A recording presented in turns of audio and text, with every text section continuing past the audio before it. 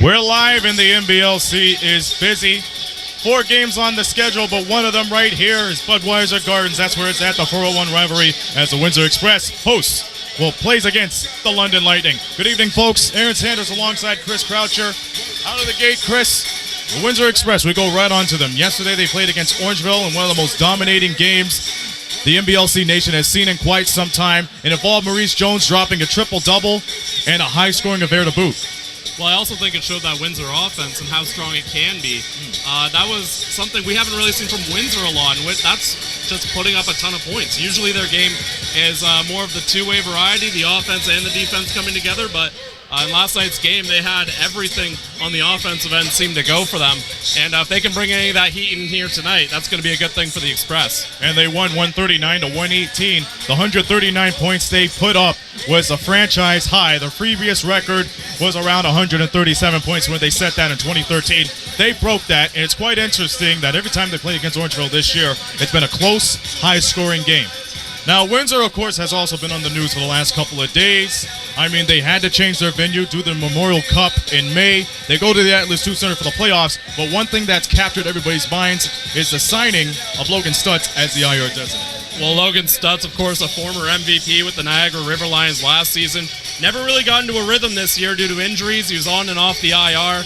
But if he's healthy and paired up with Juan Patillo, this could be one of the best front courts in NBL Canada. And merely, even if he doesn't produce, merely having the threat of him on the court can just add so much to this offense and open things up for other guys on the court. So a really great move for Windsor to be able to pull him in. And if you can get him, why not? And it's one thing to compliment the front court, especially for Windsor ever since they got Juan Patillo. But now adding a former MVP to the mix, it's something they're quite familiar with. We go over to London Lightning. Royce White returns. And we talked about Windsor's front court. How do they size up against this front court this evening? Yeah, and for London, having Royce White back really solidifies that front court. And it's going to be a tough matchup for London in that regard, having to deal with Patillo and Stutz. But I think they can do it. They've dealt with tough front court battles before, and usually London's been able to dictate the play on that end, and we'll see them if they can do it here tonight. And they were able to finish off the Riptide Wednesday night, winning a close game. So they know a thing or two about battling and dueling those front courts. Keys of the game tonight, if you're Windsor, what do you have to do in order to take a W away from the London Lightning this evening? I think you got to start hot. London's been one of the best starting teams in NBL Canada, and they're kind of in a rhythm right now. They just had a game without Royce White that they beat one of the top teams out east. So they're kind of feeling themselves a bit right now, and I think it's going to be important for them to come into this game and try to stop that stem of offense that London's going to have. Windsor's going to have to try and stop that. I think it starts with Maurice Jones. I think they might win the backcourt battle simply by his play alone. I think it's going to be important to get him going. And it's one thing to mention, too, that the Windsor Express are now averaging more than 100 points a game. If you're the London Lightning, how do you stop them from averaging such a high-scoring affair like we seen last night? For London, I think it's dictating the pace. Windsor, the team that likes to try and make teams play their game. I think for London, it's going to be important that they dictate the pace. They get Windsor to play their style and force them into a flow that they're more comfortable with. And it kind of throws Windsor off rhythm. It throws them off balance. And I think that's why London's going to want to do that. And there's your tail of the tape, folks. Here's a fun fact. Within the last 3 playing days in the NBL Canada, all scoring teams have scored more than 100 points, or at least 100 points. This might be the case where both clubs score 100 points, but like for you, it's for us and all of us to find out. All right, big one. Big game on the schedule. London Lightning hosts the Windsor Express. We'll have the anthem, then the starters, and then we'll get things cracking right here. We'll return for the London Lightning basketball right here on Notchroom.tv.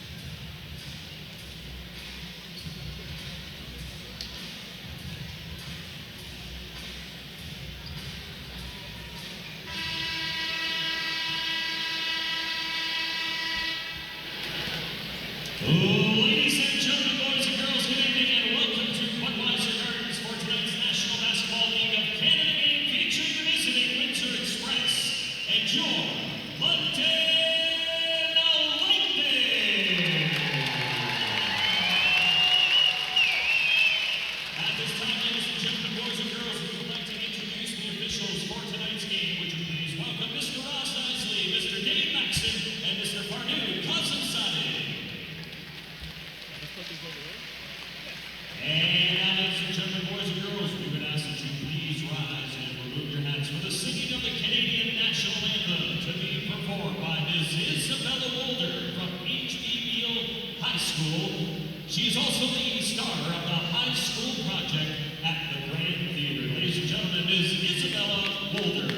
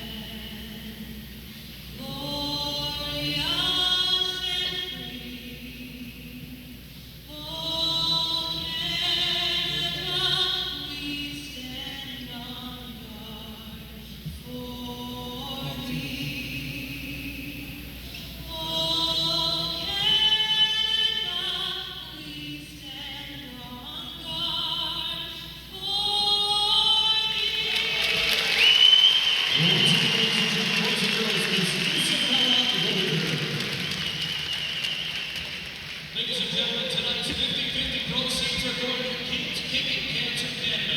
This organization offers community. And welcome, sports fan, to Budweiser Garden here in London, Ontario, between the London Lightning and the Windsor Express in this NBL Saturday night game. I'm John Van Houwing, doing the play-by-play, along with Chris Croucher, who has done the opening and will do the color commentating for me. Chris, I'm going to call this the Battle of the Wild Wild West 401. How's that? You're trying to come up with a nickname, that sounds right? good. There's the remake of the Battle of the 401 rivalry right there. There you go. So the western side of the 401. And it's a little wild sometimes between these two teams, as we saw when they were here last time. Very physical. Windsor really turning their season around from a slow start in the beginning, a few roster changes, but they are on a roll.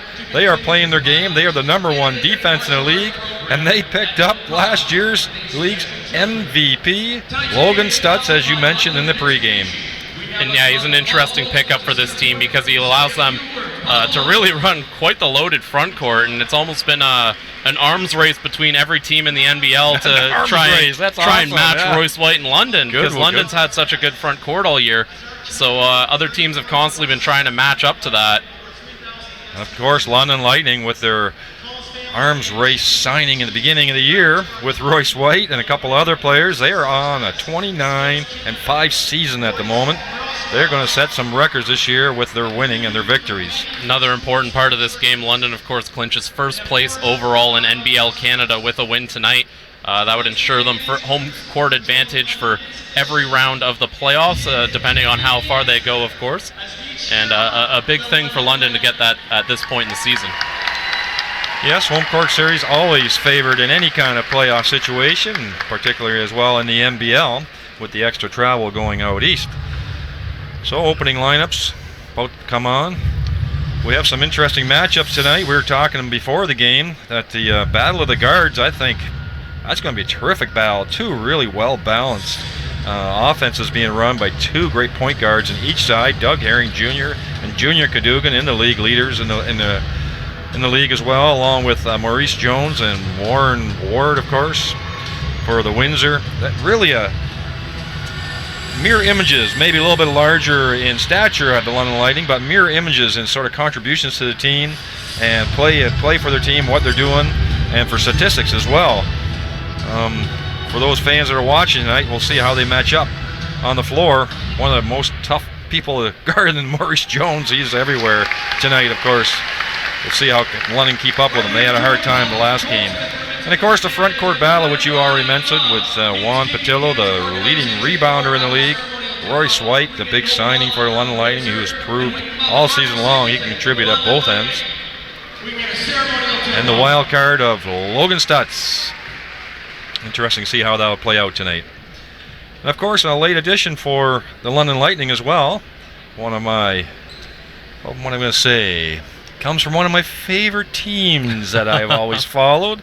Maurice Bolden played for the affiliate down in Austin, Texas for the Austin Spurs. Of course, affiliate with the San Antonio Spurs. My favorite team, as everybody knows if you're listening to me. So he's a big signing as well for London at the end of the year. Now they had to fill a big hole with the loss of Julian Boyd, who has been playing terrifically, who is going to be likely out for the rest of the season with, I think, what you termed as a torn ACL, I believe. Well, there's nothing official yet. He's getting an MRI this week, and that's as much as we know. But the initial diagnosis, at least from what I'm hearing around the team, is that it's going to be a lengthy stay on the IR.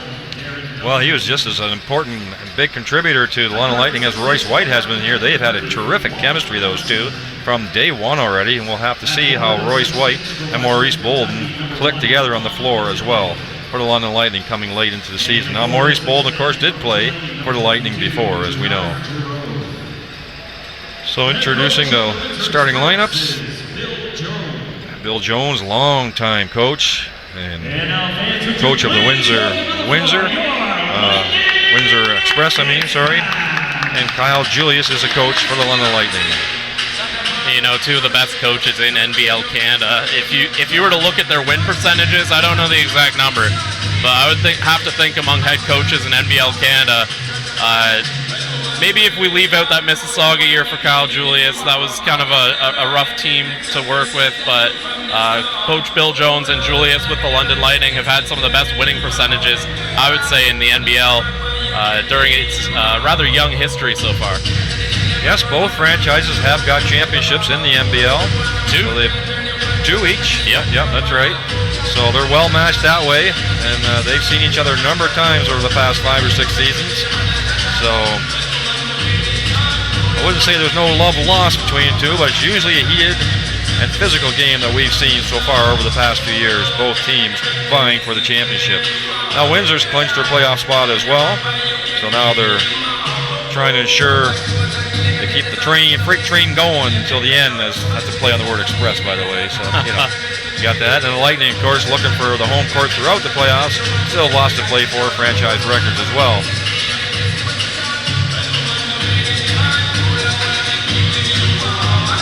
So Windsor coming off a big win over Orangeville, as you guys mentioned in the pregame. That's a franchise record, I think is what you guys said, 139 points. They are only number 8 in offense in the league overall, but we know that they've been coming on strong the last 10 games or so, so their early season poor showing really affected their stats, but they can score with the best of them as well. But they have been consistently number 1 in defense. They're the only team in the league holding teams under 100 points. Mind you, 99.9, but still, it's under 100 points, right? Like we said. And one of the things with Windsor, too, going into playoffs is the basketball tends to be a little bit tougher. You need that defense just a bit more. And for Windsor, the fact that the defense was already going fine is a good sign, and then you continue to add to that offense, whether it's bringing in a guy like Stutz or a guy like Tony Bennett, starting to get into the full game rhythm at this point in the season. Guys who kind of came in a little later in the year, being more integrated into the offense. Things like that are going to bode very well for the Windsor Express, as playoffs are only 6 games away, depending on the team. That's right. The season is coming to a close at the end of April, and playoffs start in May. Spring Madness, our version of the NBL, and March Madness, we'll call it May Madness. Good turnout tonight again. The Upper Bowl is quite a few fans in here. Lower Bowl is filling as well. Always great fan turnout for the London Lightning, one of the best franchises in the NBL over the last 5 or 6 years with stable ownership with Vito Frisia from Southside Holdings. That's a good support base. So starting for London will be Junior Cadogan. He was off injured for a few weeks and has been back for a couple games now. His reliable self on defense and distributing the ball. Great assist to turnover ratio for Junior Cadogan. Here's the best three-point shooter in the game for the league, Ryan Anderson. And the captain of the London Lightning, Garrett Williamson. Just while we're watching the player introductions here, starting lineups for Windsor: Juan Patillo, Warren Ward, Darren Duncan, Gernard Giroux, Wally Ellenson. For the London Lightning, Kyle Johnson, Junior Cadogan, Garrett Williamson, Royce White, and Ryan Anderson going to be starting off the game for those two teams. Yes, both teams seem to have a lot coming off the bench, so you got Stutz coming off the bench tonight. Of course, and then we haven't mentioned him yet, DeAndre Thomas, the agitator. Yeah, he's able to get under both the players and the fans' skins in games. And he's one of those guys, even if he doesn't put up a ton of points, his presence can cause disruption and make it difficult for a team to get into a rhythm and just really change the flow of the game. And that's one of the reasons that Coach Bill Jones likes to use him too, because he can impact a game in that way. Well, London has consistently averaged between 7 and 8 players in double figures for the year in scoring, so they have a well-balanced scoring attack. Juan Patillo is the leading scorer for Windsor at 17.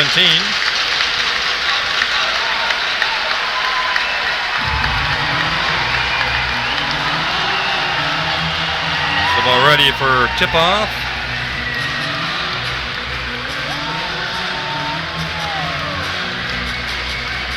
London in their home yellow, and Windsor in their visiting black and white.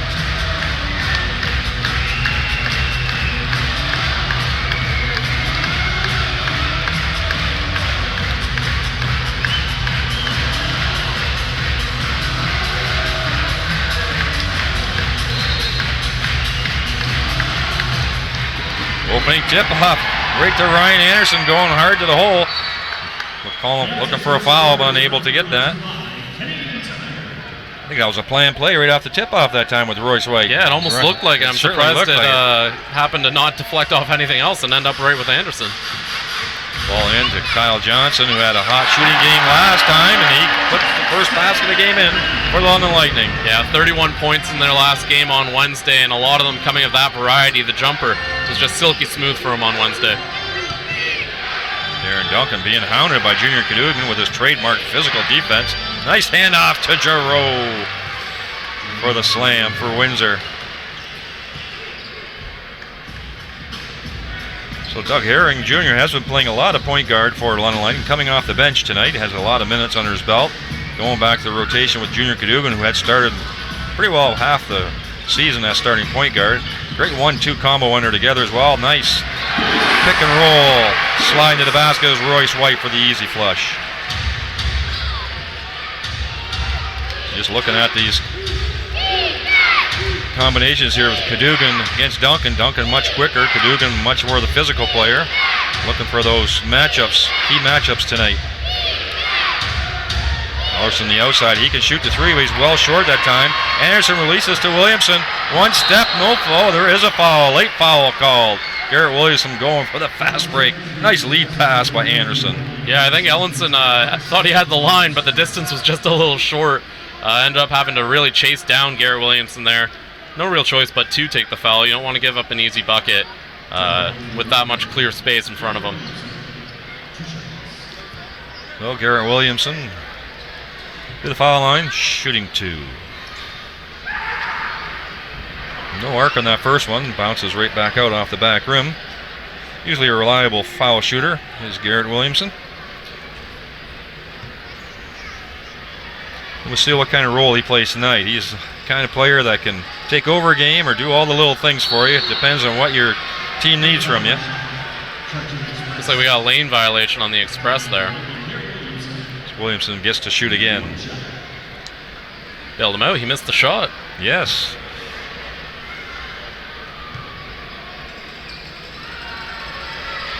And he makes it. Good shooter will make that one. give him 2 chances. Well, that's Anderson. This time switched up onto Duncan. So far, Giroux has got the only basket so far for Windsor. Got him in the eye there. I think an accidental contact that time by Junior Cadogan. Warren Ward getting poked in the eye.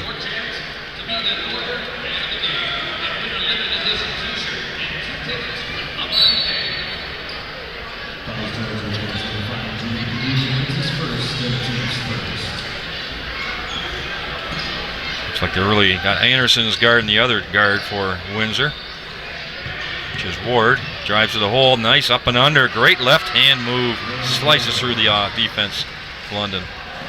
Tough pass. Yeah, I think the ball just slipped on him a little bit there.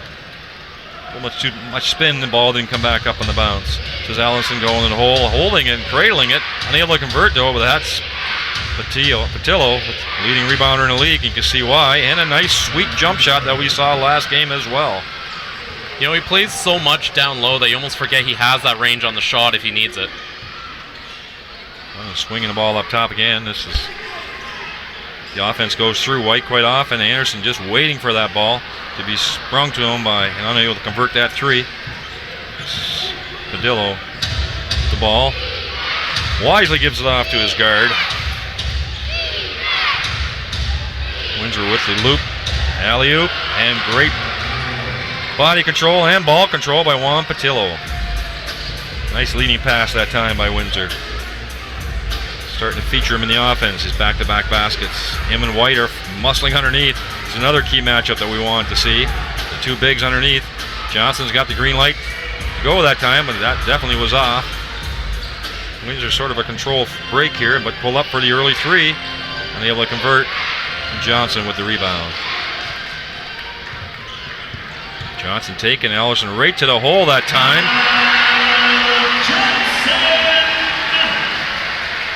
Beat him off the dribble. A little unusual. We've seen a couple of cuts to the rim work, and we didn't really think that would be the case between these 2 teams. We thought there would be a lot of guys on the interior kind of blocking that from happening.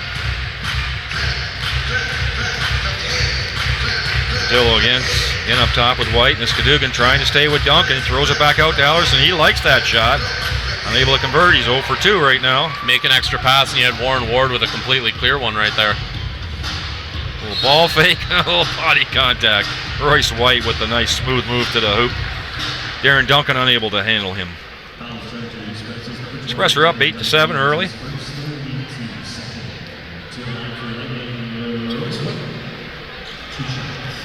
Very likely going to be future playoff opponents, I would think, based on their style of play and the record of the last 15 games for Windsor in particular. Well, even just looking at the standings, there's starting to be a bit of a gap between Windsor and the rest of the Central Division, KW, Orangeville, and Niagara. So as long as that gap keeps building, Windsor firmly placing themselves in that championship contention. Yes, and we would think there wouldn't be many more roster changes after this, even though we said that a couple of weeks ago after the trade deadline. But between injuries and IRs and stuff, there have been some changes. Ellerson is still with the ball. That's Warren Ward up top. This time Cadogan with him. Giroux up top. Nice little weave. Pull-up jumper. A little too strong. That's White with the rebound. Cadogan throws it in the corner. Johnson's ready and waiting. A little too strong again.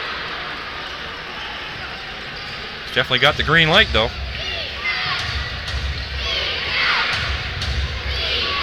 This is Windsor style, I think, a little bit more, right? The half-court offense set. Well, not just that, but the slower pace. London hasn't really been able to run as much as they want. They're certainly going to try, but it hasn't been as successful as they'd like. That time it works though. Royce White. Royce White with his controlled, what I call the controlled fast break. He just seems to survey the floor and to make good decisions, and with his strength, gets all the way to the hoop for the easy putback. Ward up top again, off to Patillo. Unable to convert that time, got hit on the elbow. I think by Williamson, I believe.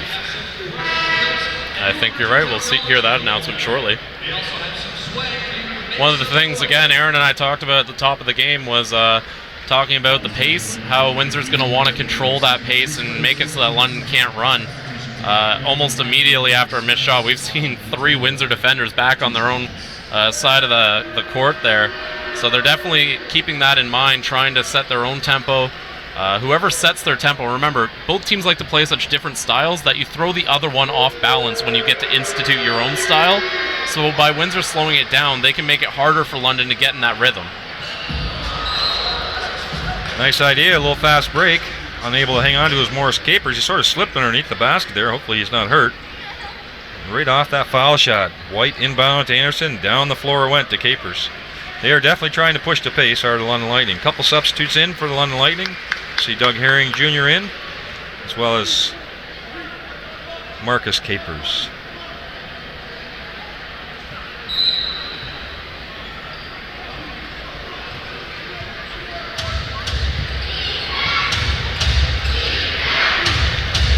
No changes yet for Windsor from what we can see.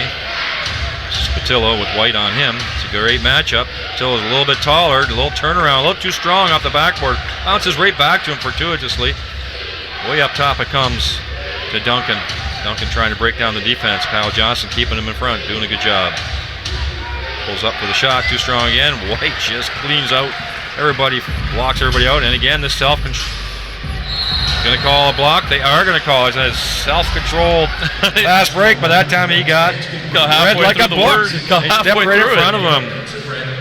Great recognition there. That was almost a shot-for-shot remake of Royce White's previous cut. You know, just flip what side of the court he's on. And that time Maurice Jones, aware enough to recognize what was happening, get in front of White there. Yes, Jones on the floor. He'll be the quickest player on there with the ball. Doug Herring Jr.'s got a difficult task keeping him in front. Switched off with Marcus Capers. Patillo still on the floor with White guarding him. Anderson still working hard in the corner for Warren Ward, unable to convert. I think a bit too much shoving going on here between Ellenson and I want to say that was Kyle Johnson. Ellenson talking to the ref wondering what he did wrong, but it was just a little bit too physical there. Well, the refs are well aware of the history between these two teams over the years, and it's no different this season, even with the change of players. Herring Jr. with the ball. He's got a much smaller man on him. Last game we saw him post up on Maurice Jones a number of times, and that's what they're going to right now. Posting him up. Will they get any help?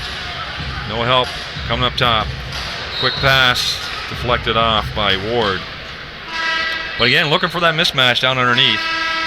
And they made him pay last time, Doug Herring Jr. did, with those matchups.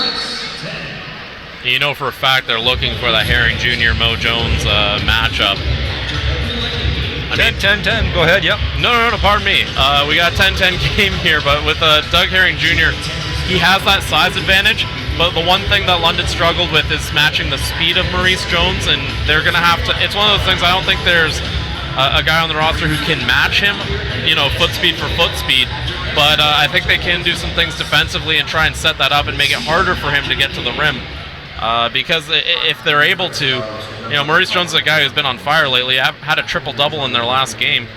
So definitely coming into this game, I would imagine there was a lot of talk in the film room about how to sort of prohibit Maurice Jones from getting in and getting his points. Well, if I recall a few weeks ago, Doug Herring Jr. had his way in the first half, backing Maurice Jones down, and Jones really came through in the second half, slicing and dicing his way to the hoop a number of times, causing havoc for the London Lightning defense. So both teams have 3 team fouls. 10-10 is the score after this timeout. Logan Stutz making his presence on the court as well for Windsor. Sort of strange to see him in that uniform. I see him in Niagara for the last year and a bit. Still has the trademark goggles, though. He does. You can't miss him. Tony Bennett on the floor for Windsor as well. They have a great substitution coming off the bench as well, as do the Lightning, but Windsor deep in guards as well.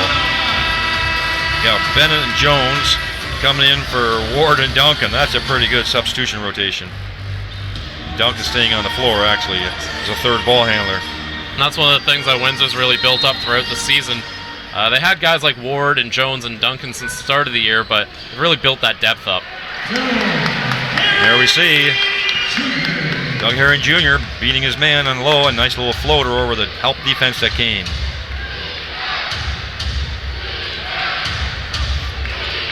Duncan still on the floor. Marvin Phillips reads that pass. Will he use his physicality to get to the hoop? And he does. Unable to convert, but good follow that time by Doug Herring Jr.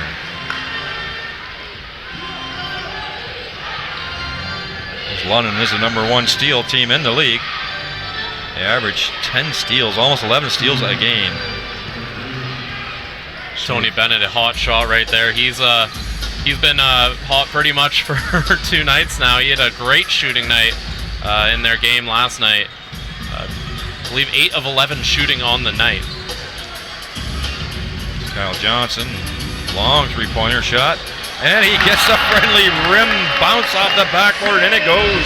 It didn't look likely, but it's in. Well, sometimes when your shooting's really working for you, it just happens like that. Kyle Johnson, a little bit of luck going with the skill there.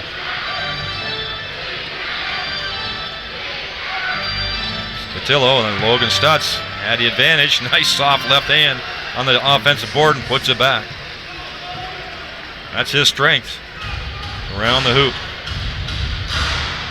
Doug Herring playing up top this time. Marvin Phillips with a three-point attempt. Unable to convert. Nobody really underneath for the rebound. Here comes the fastest man on the court. Reese Jones, what's he going to do with it? He's in traffic. Gets hounded. Anderson nearly steals the ball from him. Looks like a travel. Anderson really putting the pressure on him there in that crowd. He quickly goes to the bench. Williamson back on with Phillips and Johnson, and along with Herring and Capers. Patillo on for Windsor along with Stutz. And we got Bennett, as well as Jones, trying to see who our other player is in the corner here.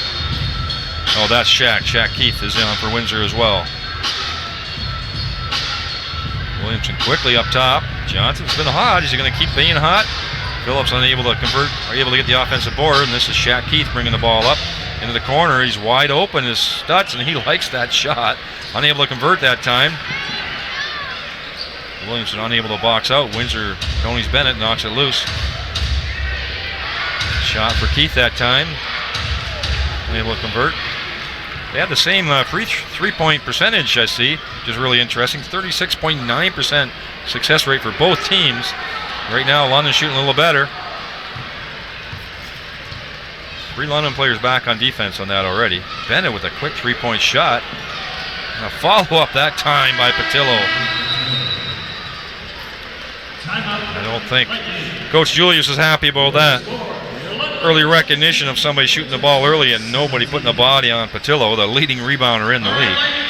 And also, I think the fact that the pace they had it, they seemed to look like they were starting to take control of the game just a bit, and then all of a sudden they just kind of lost it there with that last little stretch. Windsor doing a nice job of battling back.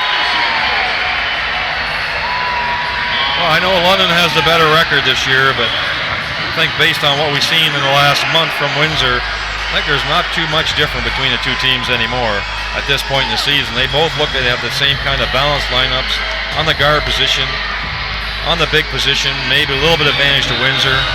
Three-point shooting, maybe a little bit advantage to London, but pretty two equal teams, I would say, based on what we've seen the last 5 or 6 weeks in this season, disregarding Windsor's poor early start. The two well-matched teams really heading into the last couple weeks of the regular season and looking forward to the playoffs. Coach Julius not afraid to mix and match. Lots of substitutions. Patillo's been on the floor since the beginning of the game. He hasn't come off yet. This is Junior Cadogan back on the floor, and he'll have that big size mismatch as well. Here Williamson driving to the hoop, gets his own rebound, throws it out to Royce White, who doesn't shoot many threes, and he doesn't shoot it. He puts it inside. No foul call that time. Williamson with Patillo. Tough entry pass. Logan Stutz never had his feet set, couldn't go after it. Turnover for Windsor.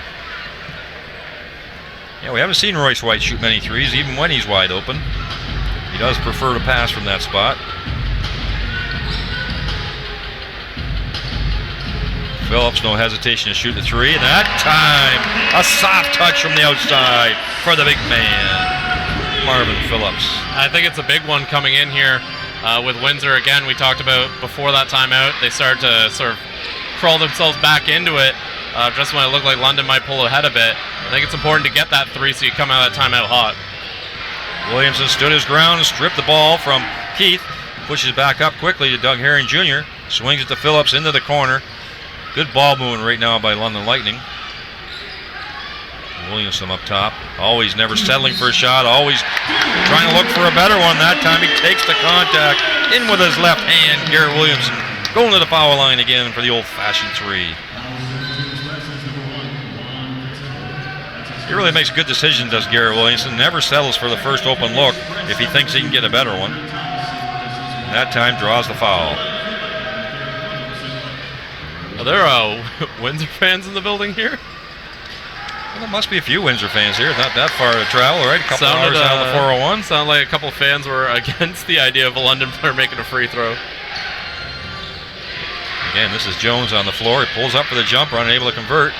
Two London players really going after the ball, knock it out. Both of them trying to control Logan Stutz on the offensive boards, where he is a terror.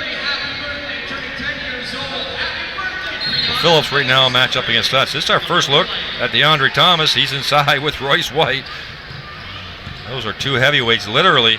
And White stays with him, holds his position, able to alter his shot. Junior Cadogan, with his strength, upper body strength, able to hold off the defender, Tony Bennett, getting the foul. I should correct myself. I just realized the chants are Thomas for DeAndre Thomas there. What's that? The fan chanting that I can hear. I think it's for DeAndre Thomas there, almost a mocking chant going on. The London have long memories. He did play here once upon a time. Stutz able to deflect that pass. Jones, the ball up top. This is Bennett being guarded by Williamson. Good foot and good movement on defense. Really made him put up an awkward shot, did Williamson that time for Tony Bennett. This is Royce White dumping it off, and a great interior pass and good control by Williamson. Williamson really playing a leading role here in the scoring. Like we said, every night he just brings whatever the team needs from him. If it's a leading scorer, he'll take it, but he's not always looking for it. He'll do whatever it takes for his team to win. Tonight, it's scoring points because his teammates are looking for him. DeAndre Thomas unable to get the elevation that time to get the ball up and over. Doug Herring, nice ball movement again. No foul called on all that contact. Junior Cadogan, I thought, maybe could have dropped that ball off for one of his teammates, but Bennett in the corner. Throws it into the corner for Keith. Deflection, which Williamson read easily. I don't know if he's going to have a clear lane or not. He definitely gets bodied. That's a foul, and Williamson wanted that badly. That was all hard work by him on stealing that ball down the defensive end. Just great anticipation by Garrett Williamson to see that pass coming from a mile away. Read it like a DB, reading the quarterback's eyes there. And unfortunately, Shaq Keith had enough time to get back there.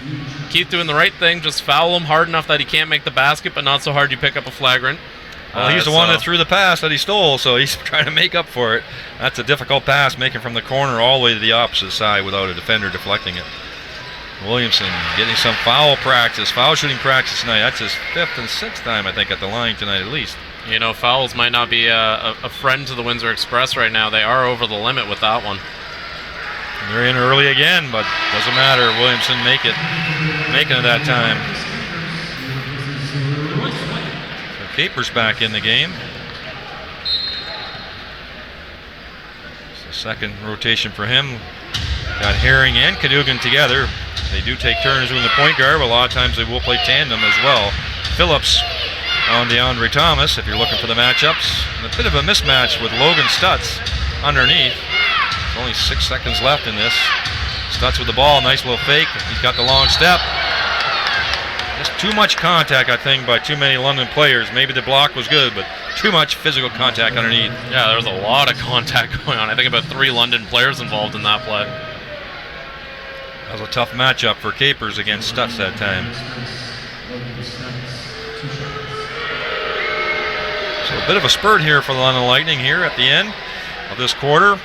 Garrett Williamson contributing mostly on the point side. 10-point lead, 9-point lead now with that successful free throw from Logan Stutz, who has been to the line many times in his career. He just seems to be able to draw lots of those fouls.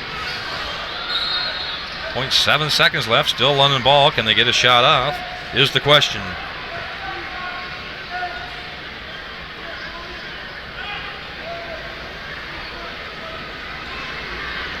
There's a mismatch with underneath with Cadogan. I don't know if he'll get the ball there. They're trying to get it to him. He gets the shot off in time. That was close. A fan saves him from going over on the first row. 27-19, 8-point lead for London Lightning. Bit of a spurt there to the end. A lot of contribution by Garrett Williamson. His teammates looking for him, and he's able to convert and get to the foul line. Put Windsor in the hole as well. A few turnovers by Windsor. You know, a little bit of a problem here for Windsor in that quarter. The offense kind of sputtered when Juan Patillo was taken out of the game. He had 8 points in that first quarter, and no one, when he came out, really took over the reins on the scoring front. That's going to be something Windsor's going to have to figure out in that second quarter, because you can't play him the entire game. Yeah, they're really going to need Stutz to step in, and I think pretty well familiarity. He's only played one game with them, of course. They played against him, but not with them. But they're definitely going to need to know where he wants the ball on the floor. Yeah. Stutz actually second leading scorer for Niagara with 4 points. Again, he didn't play a ton of minutes, so maybe he is that answer. But after Stutz and Patillo, not a lot of points coming throughout that roster for the Windsor Express. Looking at the London Lightning, you got 8 points Garrett Williamson, 7 points from Kyle Johnson, 5 points from Royce White. And those are Marvin Phillips has also made a shot, but only 4 players on the Lightning making a shot there. White already 7 rebounds in that first quarter, so he's well on his way to another double-double.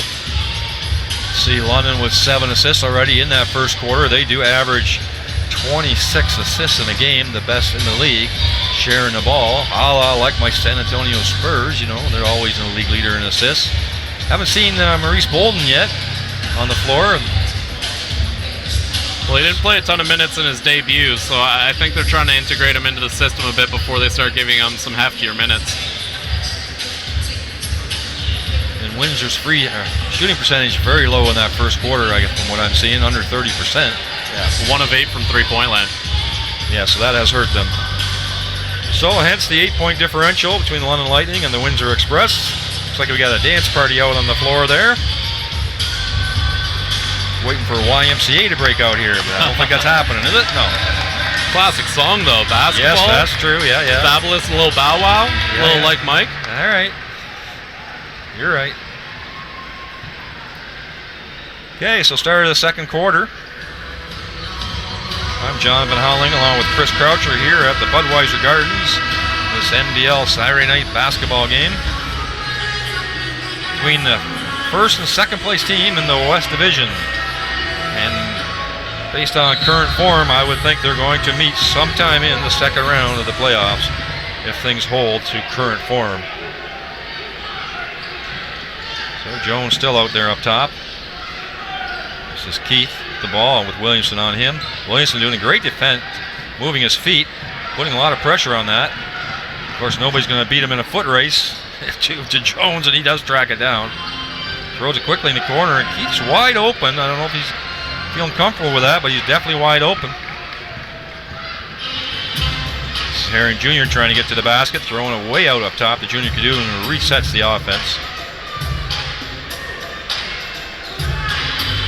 Doug Herring, or Capers, sorry, way out top. Capers been shooting the ball well lately. Yes, he had a good shooting game last game, I heard. He's guarding Stutz underneath. That's a big size mismatch. See what Stutz does with him. He is one-on-one. Here comes the help. Williamson doing a great job. Just showing up on the other side, making it tough for Logan Stutz to get that shot off. And I think it rolled off a Windsor player for London ball. A great help defense. And that's the little things I talk about Garrett Williamson. Such good recognition on the mismatch. And he was there, just perfect timing for Stutz to do his turnaround.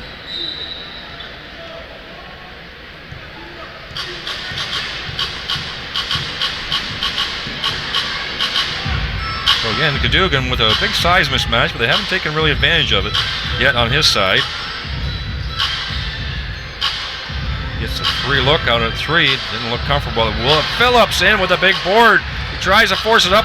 threw the wrong way of the basket, but did not draw the foul. It's too bad. That rebound deserved some points. That was a great effort from the veteran. Foul on Capers, trying to contain Jones. First team foul of this quarter for London. Great offensive board by Phillips that time. Marvin Phillips, that is. Maybe he could have brought it back out. He was trying to draw the foul, but he's doing the right thing, which I think he needs to do more of, is crash the boards and be physical inside. We know he can get off his three-point shot at any time. Even though he hasn't shot particularly well the last few games, he does have a good three-point shot. That's Bennett up top, nobody on him. Ryan Anderson able to deflect that ball away from the big guy, DeAndre Thomas, who had position.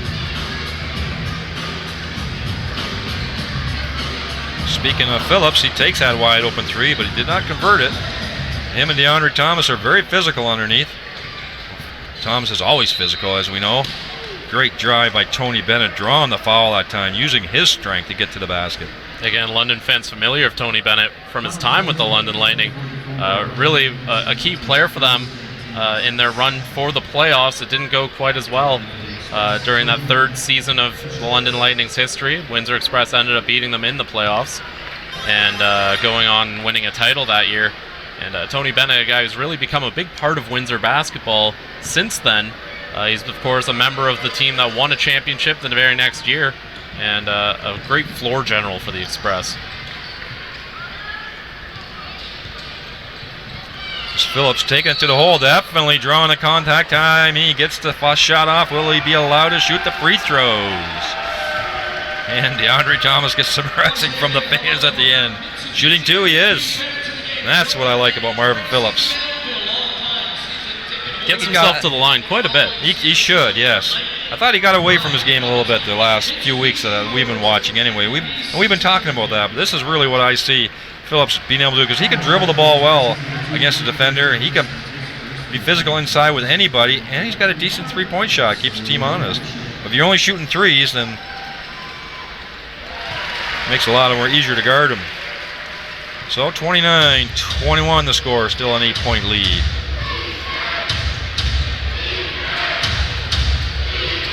See what Windsor's looking for inside, and Phillips overplays on defense and steals the ball. Terrific defense. Ryan Anderson, the leading three-point shooter in the league, and now you know why. His first open look, and he buries it. Windsor doing a good job so far, not letting him get any open looks, but his first one, and it's in. Phillips, and it's going to be a foul there. I'm not sure who it's going to be on, but I believe Based on whose arms were up in the air there, I'm going to say that was on DeAndre Thomas. Thomas's arms were flailing quite around, though Phillips was trying to be quite physical as well. I thought it might have been a double foul, but this is not having too much luck here as DeAndre Thomas in London on their home court. You know, one of the unfortunate things for Thomas is because he plays that physical game, anytime there's a lot of crashing and banging, you're going to draw the eye of the referee. So sometimes there are calls that, you know, maybe a ref might let play, but if he kind of sees you playing physical for a long stretch of time, he's going to start calling them more often than not. So, and Patillo comes in as a replacement. Long three-point attempt. Still not a whole lot of success for Windsor from the three-point line. There's Royce White taking it hoop. Great. I call that the Euro step, but that'll be called the Royce White style Euro step. I don't know what country that'd be from, but that was a terrific move right up and over a taller defender, Logan Stutz in that case. Patillo at top, being guarded by Phillips. This is Ward up top again. We know he likes that shot from the foul line. That's going to be a foul on Kyle Johnson, trying to hold a bit of a bigger player, Shaq Keith, away from the backboard, and he draws the foul. Does Keith. Was that called the other way? I think it was called the other way. I don't believe it either, and I don't blame Shaq Keith for. To me, it looked clearly that Johnson was holding on to his arm. Keith even ended up with the ball. Yes. Keith going to the bench. Bill Jones can't believe it either. Well, maybe I misread it myself. The ref's a lot closer than I am, but definitely thought that was a foul on London. Anderson with Ward on him. He pulls back for three. He's feeling the first two. He's made 116 threes now this year. My goodness. Ryan Anderson just one of the best long-range shooters, and he's really taken it to his former team here with a couple of big shots there. That's going to give him 6 on the game. And a guy who, of course, Windsor's familiar with during Ryan Anderson's time there, but he's really found a home in London and has gone from being a beloved Windsor player to, you know, one of the enemies during his time with the Lightning. Yeah, it's interesting with so much player movement, right, in the league as well that we have noticed over the years. A lot of former players on teams that they used to be very intense against. And now you're playing against your home teams that you used to play for. You know, some of them being fan favorites, Ryan Anderson in particular. So opening up to a 16-point lead here. Definitely London's pace of game. Doesn't help that Windsor's not shooting very well from the three-point line. Only 1 for 11 now on the game, 9%. That'd be tough to roll around those balls that I'm seeing. We might have a comeback here. Oh, no. Just in time. He gets a strike, no less. My goodness.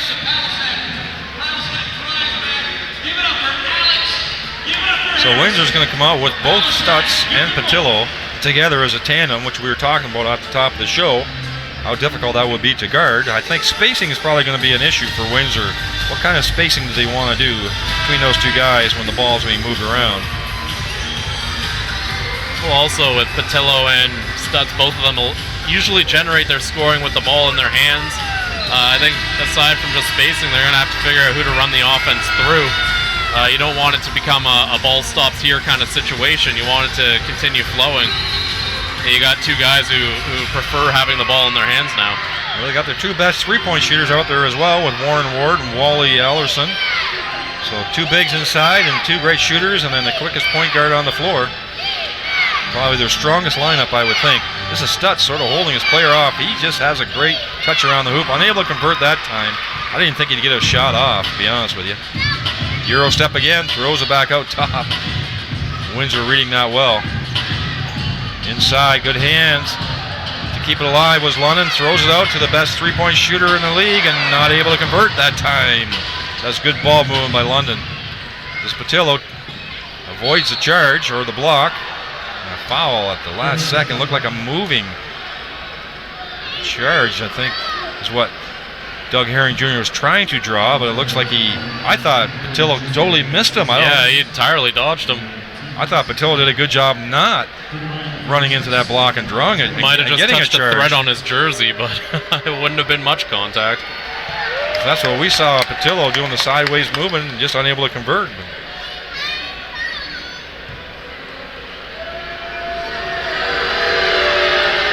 Fans getting into it and gets the bounce.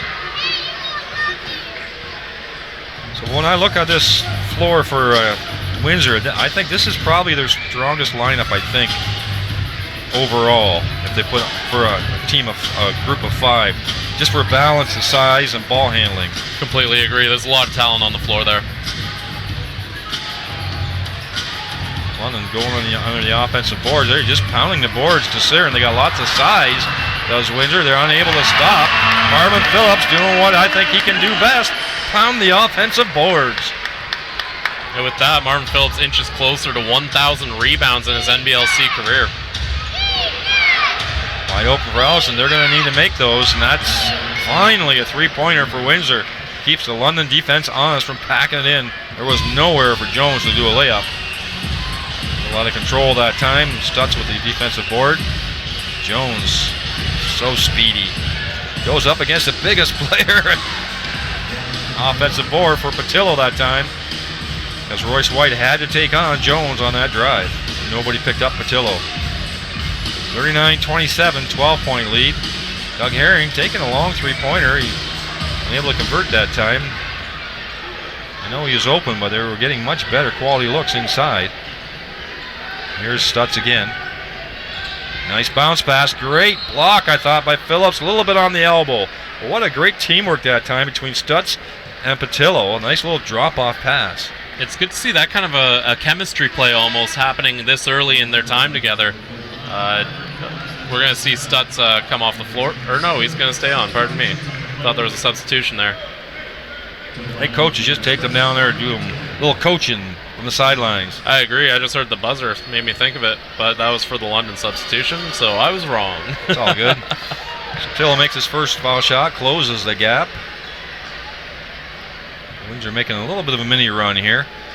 They were down by 16 at one point, and they're now down by 10. Williamson back on the floor, always a steadying influence for London.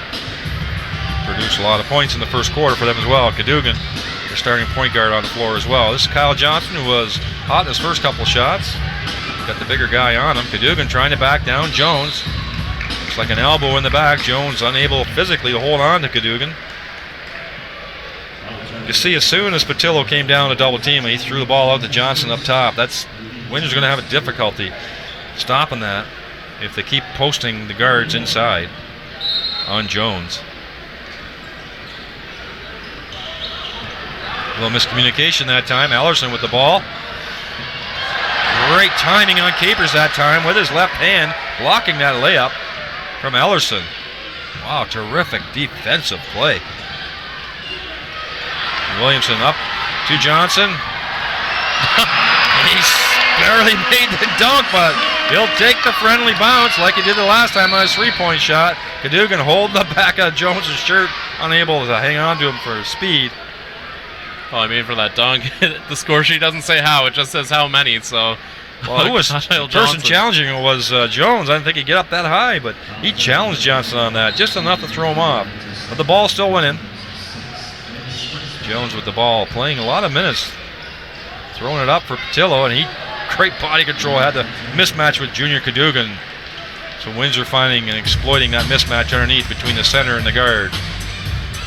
Williamson up top. Nobody paying attention to Royce White sliding down.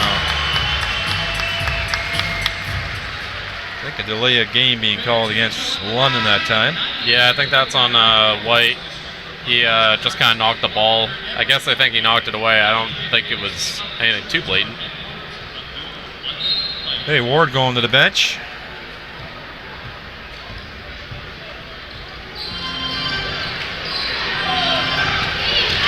Stutz along with Patillo out there, and Ellerson still.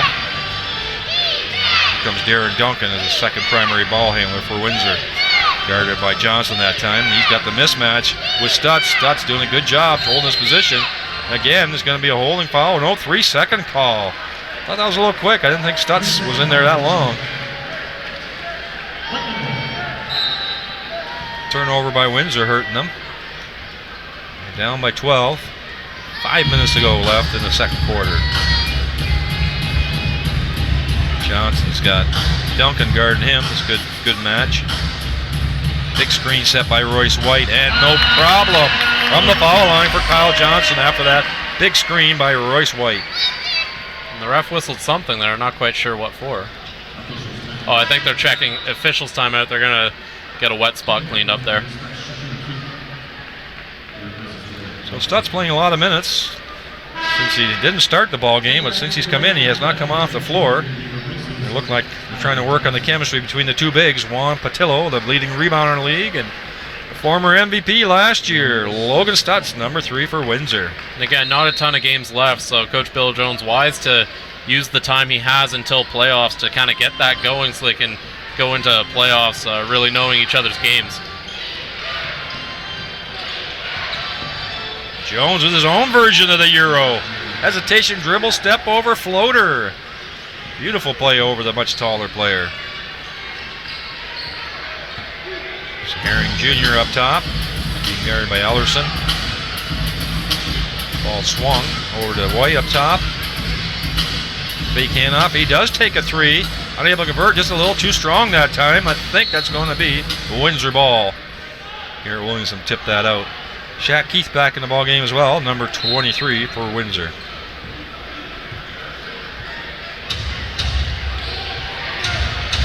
So White and Patillo are guarding each other, and that's Jones, and somebody left him wide open. This is again what Stutz does best: hit offensive boards and get his shot off, and that's going to be 3 offensive boards in a row for Logan Stutz. Unable to convert, but hard working underneath with his long arms, long stretch, tenacity underneath the basket. He's going to be going to the foul line. You know, before that, Windsor Express had 9 offensive rebounds compared to 5 for the London Lightning. So things have been going well on that end for Windsor. Logan Stutt's going to pad that number a bit, but it really has been a pretty good rebounding night for the Express on the whole, too. 29 rebounds to London's 22 for the game. Well, the offensive boards really going to start making them pay. Guido Patillo can get the rebounds as well. So 2 terrific rebounders on the offensive end for Windsor. That's going to bode them well going in the future for offense. Kind of crazy stat here. Juan Patillo already has a double-double, 15 points, 10 rebounds. And I mean, we're not even at halftime yet. Wow. What'd you say you had? 15? 15 points, 10 rebounds. My goodness. So Phillips back in. Gennard Jarreau is in as well. Should also point out Logan Stutz at 9 rebounds, thanks to I got 3 on the one possession there, my goodness. But he stuck with it. He earned every one of them. Phillips looking on the side. Doug Herring Jr. Little ball fake and unable to convert. No foul called either. Patillo gives it up to Jones, who's still on the floor. Ellerson pulls up for the steps into the jumper, a la Joel Friesen, who we have not seen tonight at all. I don't believe he is playing tonight. And handoff that time by Cadogan, and with Doug Herring Jr. finishing and the foul. That's their answer to Logan Stutz.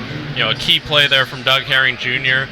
He had to play a ton of minutes earlier in the year. They've kind of been resting him a bit more since, and you know, he's a guy that come playoff time, they're going to want him fresh and ready, and looks good so far. Going to the Joel Friesen, who you mentioned earlier, he did not play on Wednesday due to a wrist injury, so I don't believe we'll be seeing him tonight either. Williamson.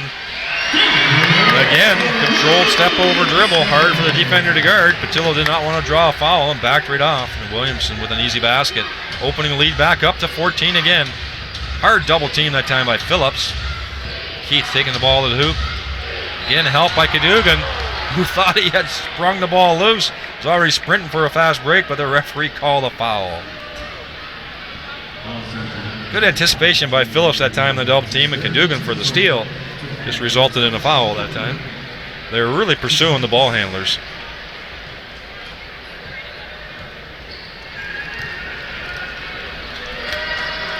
Keith makes his first one. Well, I would say for the most part, London has been imposing their style of play, and as you mentioned off the top of the show, they are struggling, London, a little bit on the offense or on the defensive boards, keeping Patillo and Logan Stutz off the boards. Yeah, Windsor with double the offensive boards of the London Lightning right now, 12-6. But again, 3 of them came from Logan Stutz in about a 5-second span. So. Yes, that's true. So Stutz is back on the bench. Jarreau is on the floor along with Keith, Bennett, Jones, and Phillips. A long three-pointer. That's Jarreau with his rebound, bringing the ball up the floor as well. Tall, lanky player, setting an early screen for his ball handler, Bennett. Phillips, a little bit of a mismatch with Bennett. A couple of mismatches on the floor here. Anderson with Jarreau, but Anderson doing a good job. This is Keith just physically pushing, bodying Garrett Williamson down underneath. He's got that Charles Barkley kind of stature. Just can't keep him from getting underneath the basket. You know his nickname, right? Charles Barkley. What his nickname? The round mound of rebound. Oh, I love that. That's just got to be one of the best nicknames of all time, doesn't it?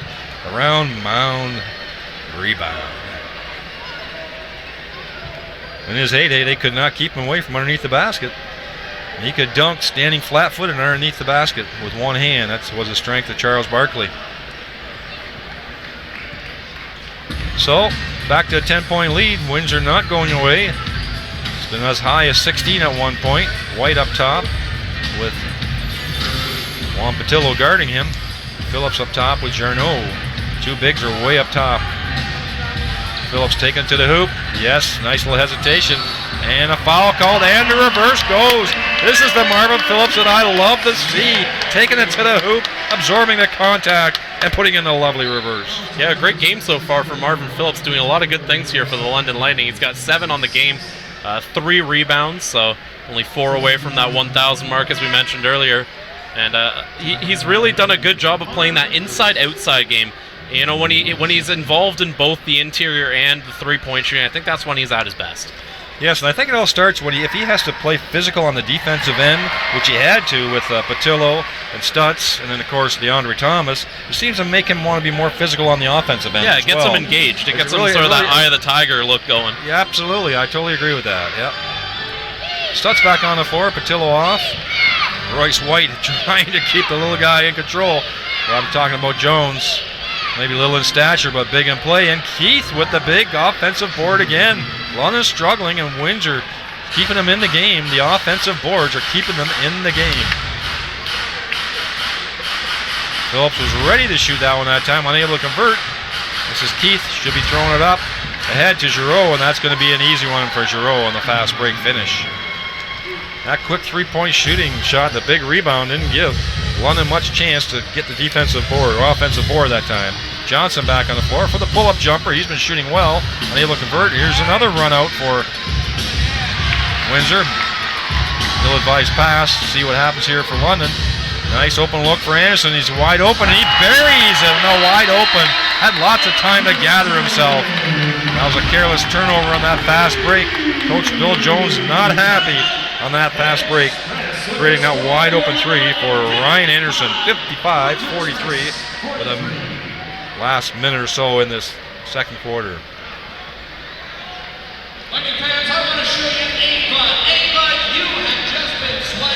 Well, that makes 13 assists now for the London Lightning as opposed to 8 for the Windsor Express.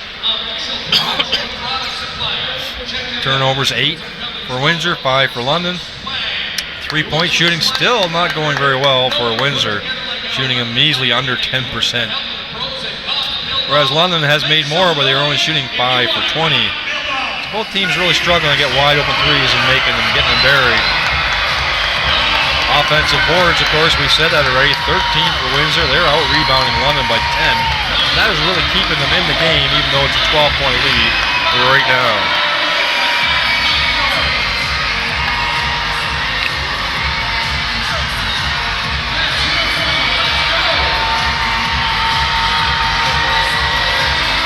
Well, lots of noise from the crowd here during this timeout. Wide open three by Ryan Anderson, galvanizing the crowd. 55-43, 12 minutes left. 12 points gap, 1 minute left to go in this second quarter. So Windsor defensively are the number 1 defensive team in the league. They're allowed 55 points in this half. They only allow less than 100 in a game, so London doing well offensively. Windsor struggling defensively. I think Jones has been on since he came in early in the midway through the first quarter. He has not been off the floor. This is Giroux with the left-handed, and a nice block by Royce White. Even though Giroux had full extension on that, he was able to get up there with his hand and block that shot. I think Giroux was totally surprised that somebody could get to that with his length. Ball's out on out on London, so that'll be Windsor ball to get another chance. 10 seconds left in the shot clock because the possession didn't change, and the ball never hit the rim, so the shot clock does not get reset. It's at 10 seconds. See if Windsor is aware of it. Giroux going to the hoop, unable to do anything with that. And who's on the floor? Anderson, the three-point shooter, going for it. This is Royce White, unable to convert at the very end. Just took off a little too early. Here's Logan Stutz doing his version of the Euro step. There's a lot of that sidestepping motion going on tonight. Stutz draws the foul on the block.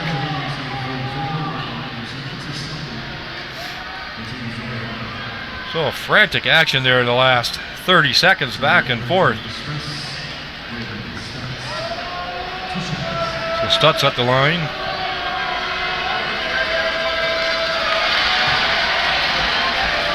Unable to convert the free throw. They've been doing very well, Windsor. That's only their second miss of the half. They're 15 for 16 going into those 2 shots for Stutz. 8 for 11 out of London Lightning. So offensive rebounds and free throws are keeping the game within the 10 or 11 point reach for Windsor. They're needing to come up with something on the defensive end to stop this offensive onslaught from London Lightning. Trying to hunt down a shot with Ryan Anderson, but this is Johnson. He needs to go with the fadeaway, and he makes it. He can generate his own shot anytime. There's only 3 seconds left. And that's the end of the first half after that turnover by Windsor. No chance. Some words going on between Johnson and Shaq Keith at the end. The referees step in between. They're still yelling at each other. So game getting a little heated here at the end. 57-44 for Lightning. Bit of a flurry at the end there. Lots of storylines to go with. We're going to go here after the break. We'll go down to Aaron and Chris for the halftime report on the first half. Give us a call at 519-433-8352. And it's 57-44, London Lightning in the lead.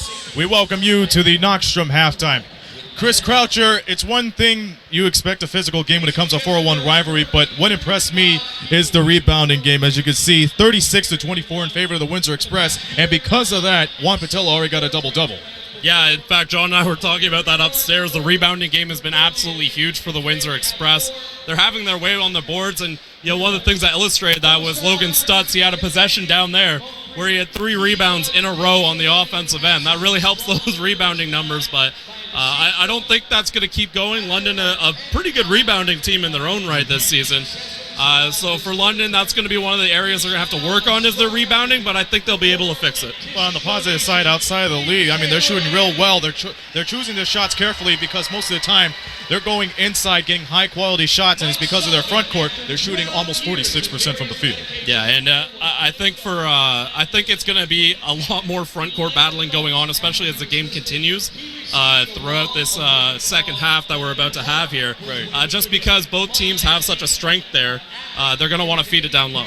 And we leered about this at the pregame that the front courts will be very crucial when it comes to this game because anything goes, but these are the most dangerous front courts in the Central Division. We have out-of-town scores too. It's a busy night here in the NBLC. We'll load them up really quickly for you. We know the Highlanders played the Island Storm, and the Island Storm won that by around 30 points. And I believe it's very crucial for the Cape Breton Highlanders because now it's desperation time for them as they seek for their final playoff spot. Yeah, as every game goes by, that's one more game that you don't have to try and get yourself back into that playoff race. So for the Highlanders, every loss hurts, every win counts, and they really need to start racking them up if they want to get that last playoff spot. Absolutely, and we go over to the auditorium. It's the Titans playing host to the Riptide, and pretty close game, 62-56, with just about a couple of minutes to go in the third. The Riptide, their only loss they had in the Western road trip right now was right here Wednesday night. How crucial are these guys when it comes to the Atlantic Division? Despite what they've been through, how fierce is their front court on the other side of this league? Well, I think St. John, I said it in our broadcast when they were here on Wednesday. I honestly believe St. John is the best team out east, and I'm not talking about record. I'm talking about what I see on the court. Mm-hmm. And I really think St. John is a team to be reckoned with. They had those suspensions earlier, and now they're coming together as a full 100% team. They added Chris Commons to boost that front court even more.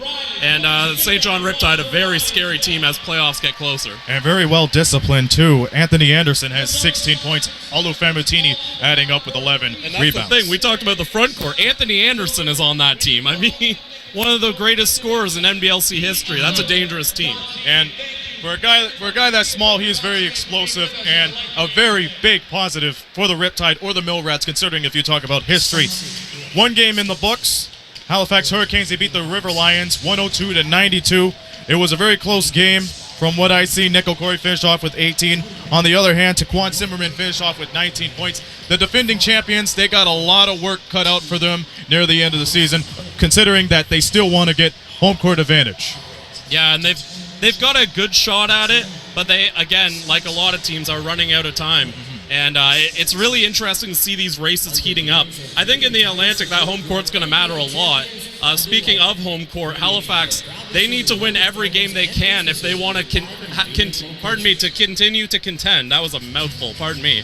But if they want to continue to contend, they've got to win Most of their games the rest of the way, if they wanted to give London a run at least at being number one overall in the league. And there's no sugarcoating it, too. If London wins today, they get home court advantage throughout the entire playoffs. So Halifax running out of time. They have very steep things to deal with. They have measures they have to attend to, and they got to get it done. Speaking of getting it done, what do Windsor has to do to cut this lead down to at least single digits and try to persevere here?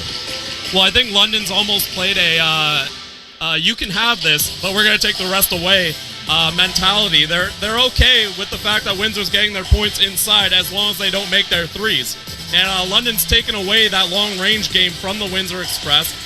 They've made it so Windsor, they're going to score inside. That's going to happen. So what can we stop? And they've decided that's the perimeter game. And it's been a rough night for the Windsor Express on the perimeter because of that. Indeed. Rebounding game is very crucial. That's one of the deciding factors of this game. If you're the London Lightning, how do you intimidate Windsor in the post? I think a lot of it's boxing out. I think they didn't quite do that as well as they could have in that first half. If they just focus a bit more on the rebounds, I think it'll come to them. They got enough talent on the roster that can rebound that they can do it. And again, I don't see it being too much of a problem in the second half, but keep an eye on it because they definitely do need to stop it. Because that's a big number right there on the stat sheet, as we mentioned. That's the tail of the tape, 57-44, Lightning with the lead. We're going to go away for a few moments, but when we come back, we'll have second half action. I'll see you folks at the post game, but now we step aside for this word of special interest from Nordstrom.tv.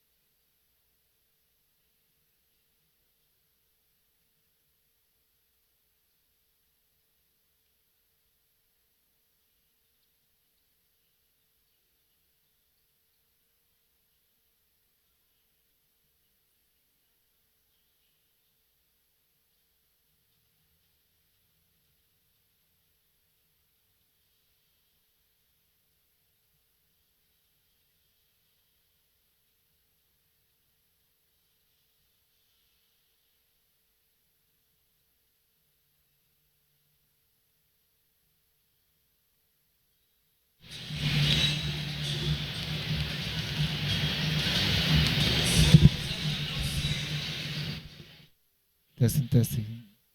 Test.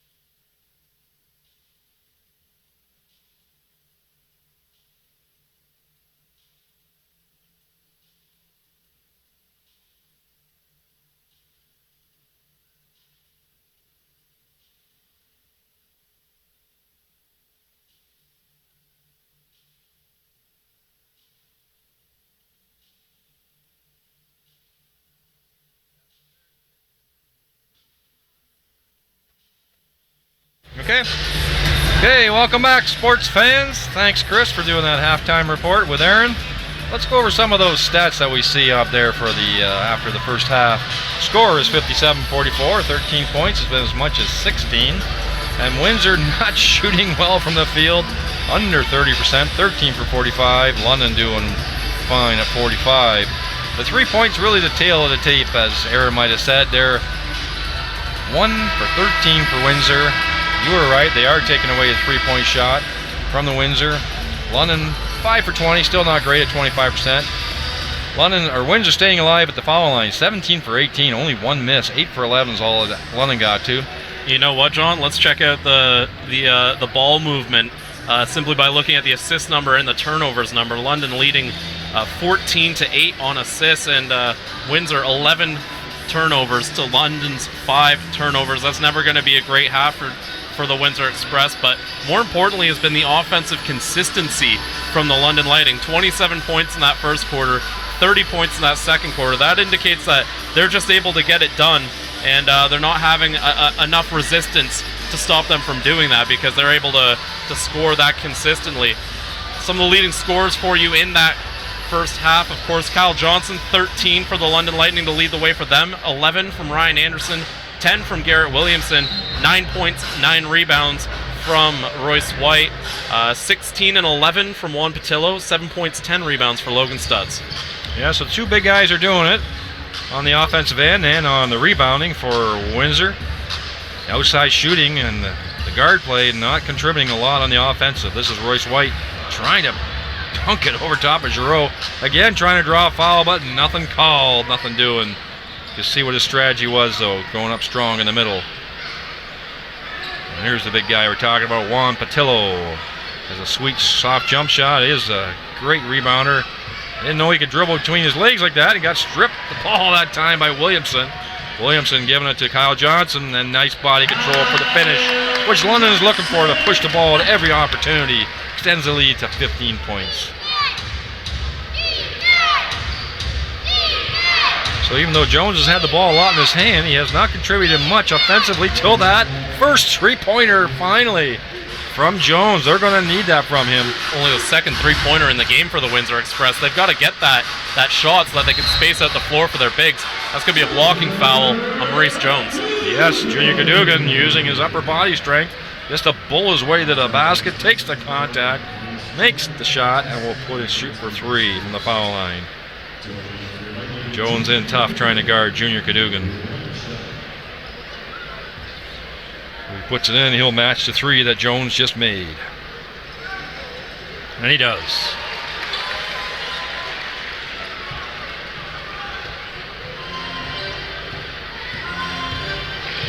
So we'll see if Windsor can improve on their 3-point shooting. A little physical contact underneath. Johnson trying to fight through the screen, just a little too vigorous that time.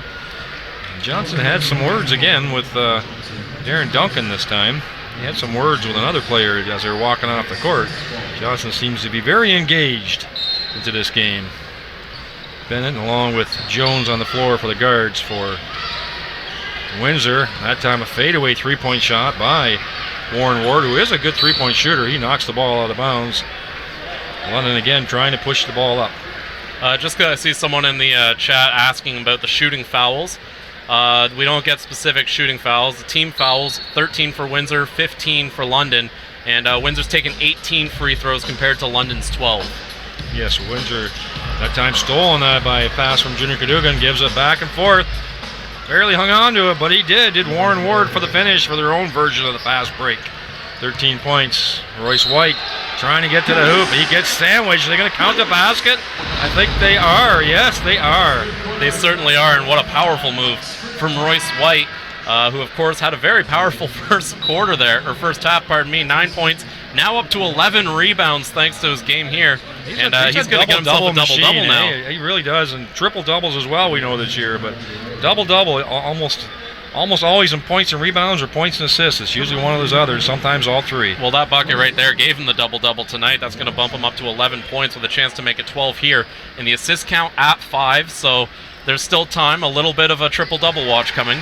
Well, we called him sort of the wild card at the top of the show, right? Because we thought the point guards would sort of be a trade-off, and definitely come to the fore is White. That time an easy basket should have been that time by Jones. Unable to convert, a little too much pressure. And this time Cadogan with the handoff. Again, he pulls his way to the hoop, and that time he hands it off to Williamson, being the beneficiary. And that opens it up to an 18-point lead. Windsor searching for answers. Into the corner to Stutz, where he won't have a wide open shot with Williamson on him. And this is Jones again getting to the hoop. That time he takes control of it and takes it right to the hoop with his quickness. Williamson, not much resistance from Windsor to the ball is almost at the 3-point line. Very little pressure on the ball by Windsor.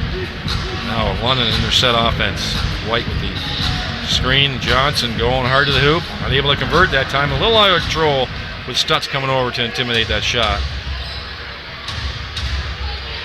Ryan Anderson with a good help defense. Stutz had run right to the basket. Stripped it out of there, out of his hands. Would have been an easy putback for Stutz without that help from Anderson. So Juan Patillo against Royce White. I'm not sure where the foul came from. There was already contact before he went up on the shot. I didn't see really a reach in that time by White, but they're calling a foul on White, and Patillo will be going to the foul line. Foul shots have been keeping Windsor somewhat close. Without those, they really be in a pickle if they weren't at the foul line that often. Doing a great job, 94% from that line. Juan Patillo's going to add one more. That'll make him 18 of 19 from the free throw line. So a good night from the charity stripe for the Windsor Express. Yeah, considering they're down by 14, what would they have done with all of those points at the free throw line? So Windsor doing a good job drawing the fouls and converting. See if they got it in them to generate enough offense or enough stops here. And being a number 1 defensive team, really you're going to need some stops. 67 points here early in the third quarter already for London. I'm not sure what's going on with all the substitution rotation here. Looks like Royce White not happy over on the London sideline. Did he get a technical, did he? I think. I can't swear to that. Please don't let's see what they announce here. So Royce already served a 1-game suspension for having too many technicals in the season. I think after 6 you serve a game, as did DeAndre Thomas from Windsor. So they're both back after those suspensions. I don't know whose this technical is on and how the discipline escalation process is in the league. But definitely a technical being called on London. I don't know, we'll see. Looks like they're trying to figure out who it's on at the media table there. Royce White was very animated as he went off the bench. We'll see if it's called on the bench or on Royce White. Referee halting play there till they get it straightened out. Still no announcement. Foul shot taken. 13 points, 9 minutes left in this third quarter. Game's slow to a crawl here with all these.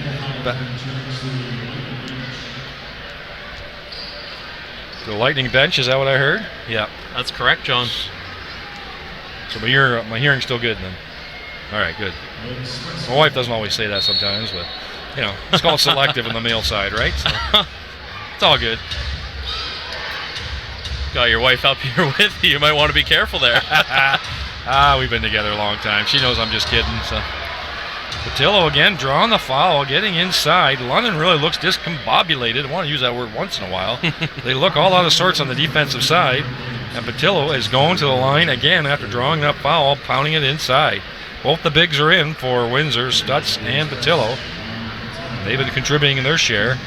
The lead's down to 13 with 2 foul shots here to go. Converts another one. Patillo very good on the foul line. I think he had the original miss.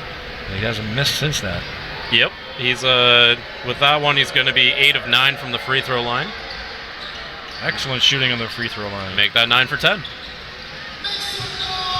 Again, Cadogan trying to go hard to the hole and turns it over that time. A long reach out pass, but Johnson playing the free safety, able to get that ball back. Anderson wide open at 3. Quick close down by Jones that time. London getting their offense set.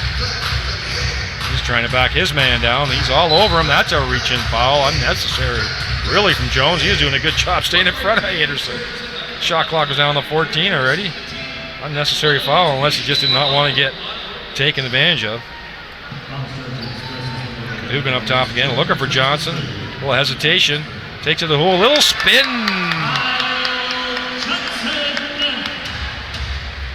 That's a la George the Iceman Gervin spin from the 40 years ago, San Antonio Spurs days. One-handed release, an offensive board for Patillo. Got nowhere to go. He kicks it out. Into the corner it goes for Windsor.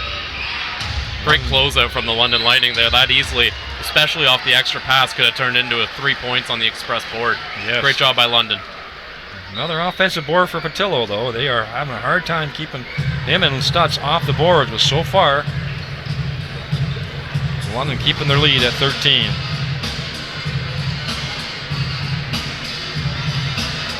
There's a push off that time. Physical play again, and Cadogan just taking it to the hoop. Jones is getting bullied all over the floor. That's part of what he has to take. Being the smallest player, I think he's listed at 5'7", I think, or 5'8". Not a lot of weight to him, so quite often he's outmatched on the defensive end. And tonight, really being targeted by the London Lightning guards, taking him to the hole.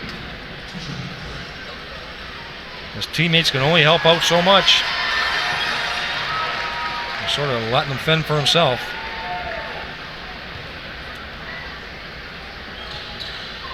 And Junior Cadogan makes them both, extends it back to 15-point lead.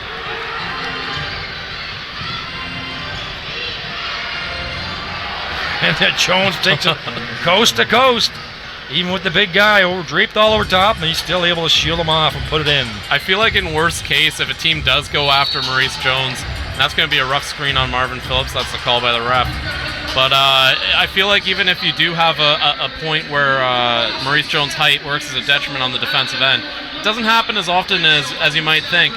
And he makes up for it because he usually goes down the other way and scores. So, I mean, a great player, Maurice Jones.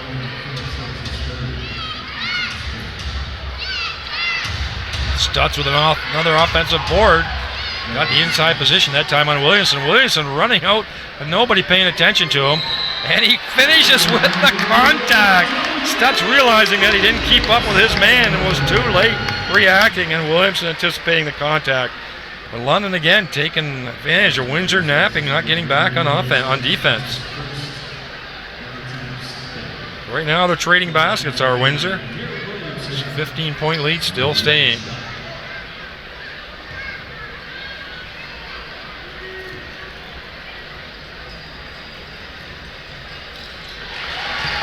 Williamson makes it a three-point play.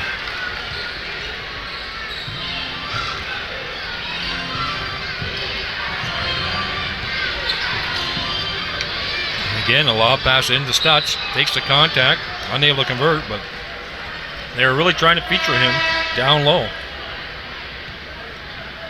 Timeout, Lightning. Considering it's only his second game, I think they're starting to, him and his teammates are starting to click pretty well. Of course, he's earned a lot of his own offensive boards as well. And again, I see it being asked in the group. Team fouls, 19 for London, 17 for Windsor. And while we don't know how to we can't separate those between shooting and non-shooting. We can tell you there have been 23 free throws for the Windsor Express, 21 made. Only 16 free throws for the London Lightning, so a lot more shooting fouls have gone in Windsor's favor just based on that information. London up to 19 assists already. Yeah, some great passing from the London Lightning. Luckily for Windsor, not a turnover yet in this quarter. They've stopped that. That was a problem in the first half that they've put the kibosh to. So a 14-point lead with the foul shots to come yet from Windsor. So they're hanging around. It hasn't broken that elastic band that I always talk about. I usually think it's around 18 to 20 points, and that's tough to come back all the way back from that kind of gap. It has been as big as 16.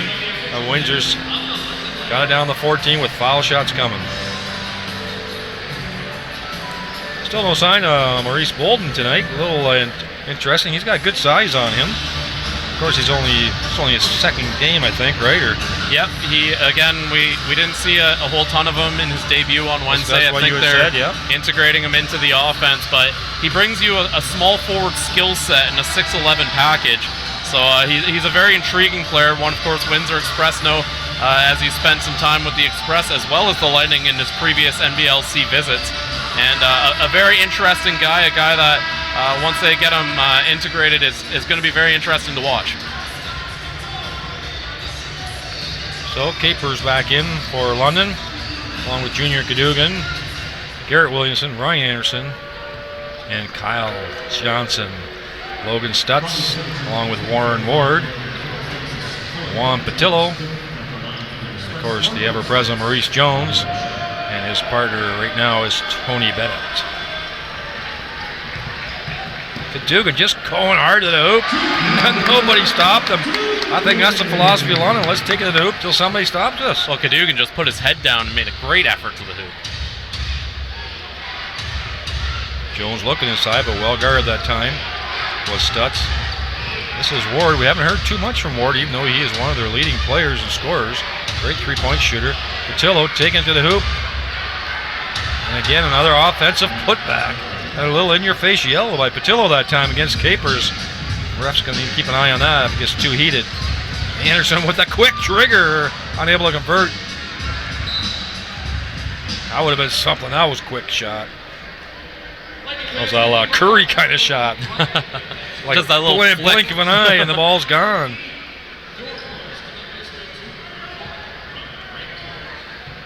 Well, Jones has not come off the floor since he came early or partway through the first quarter. He has not been off the floor. Have not seen much of Darren Duncan since that time. Stutz with the ball, throwing it all the way across court.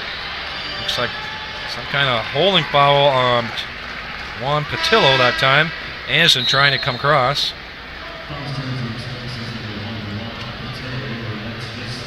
That's his third foul for Patillo. And the sixth foul already for Windsor in this quarter. So a bit of a stop-and-start game going on in the third quarter. Still around a 12-point lead. Ellerson back on the floor. Johnson getting lots of playing time tonight from London. And again, looks like Doug Heron Jr. is going down low, see if he can post his man. Anybody's going to come and help. And there comes backdoor. There's White. And Stutz with another foul. That's got to be at least his third, maybe fourth on Stutz. He had to come and help. It's actually only going to be the second foul there on Stutz. Oh, I thought it was third from what I see. We had two quick ones here in this quarter then. So he had fouled White already on the fast break. So. Yeah, the foul situation, surprised we've seen as much of Maurice Jones as we have. He's actually at 4 fouls already in the game. And Juan Patillo, 3 fouls. For London, Williamson, White, and Junior Cadogan at 3 fouls as well.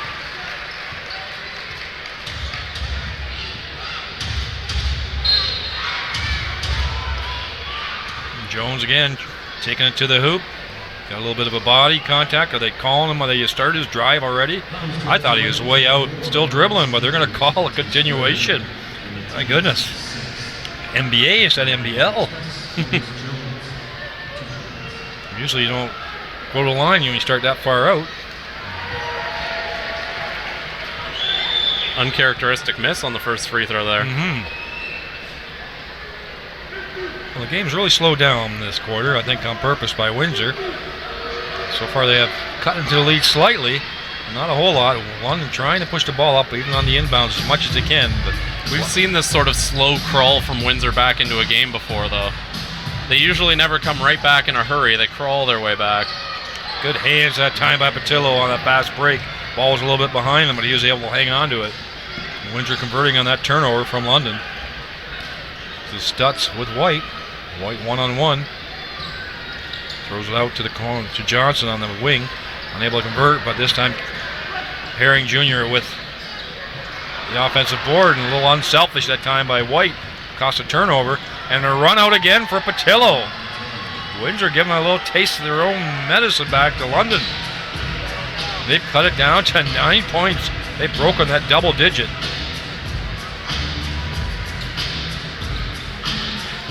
Johnson up top. They need to get Anderson going, I think, does London, their main three-point shooter. White unable to convert, even though he had a good position. Jones just looking for players. Is that going to be a charge foul? It is. I think it's going to be called a charge. Stutz is pleading his case. The man was not set, that he has foot in the line, but he had his shot going, but he did not. Yeah, great job by Marcus Capers being aware there. Stutz kind of in a tough position. He didn't really have anywhere to go. He kind of had to bowl over him. But Capers smart enough to force Stutz into that. So Capers going to the bench. So our first look at Maurice Bolden, the new addition for on the Lightning, number 0. If you're looking for him on the floor. Matched up with Stutz at the moment. White's will hand off to Johnson for the three-point shot. He's been a little cold lately. Unable to convert. Anderson nearly stole the ball that time. Bennett recovers. Bennett, the primary ball handler, and Jones sitting on the bench. Stutz, sort of a reverse screen there. I don't know what that was, but this Shaq Keith with the ball, bullying his way to the hoop. He's got the size to do it. A little too strong. And Bolden able to convert, get the defensive boards. Is Anderson going to the line? Yeah, beautiful handoff for Royce White. A speed of play, Windsor could not keep up that time. That's London's preferred style.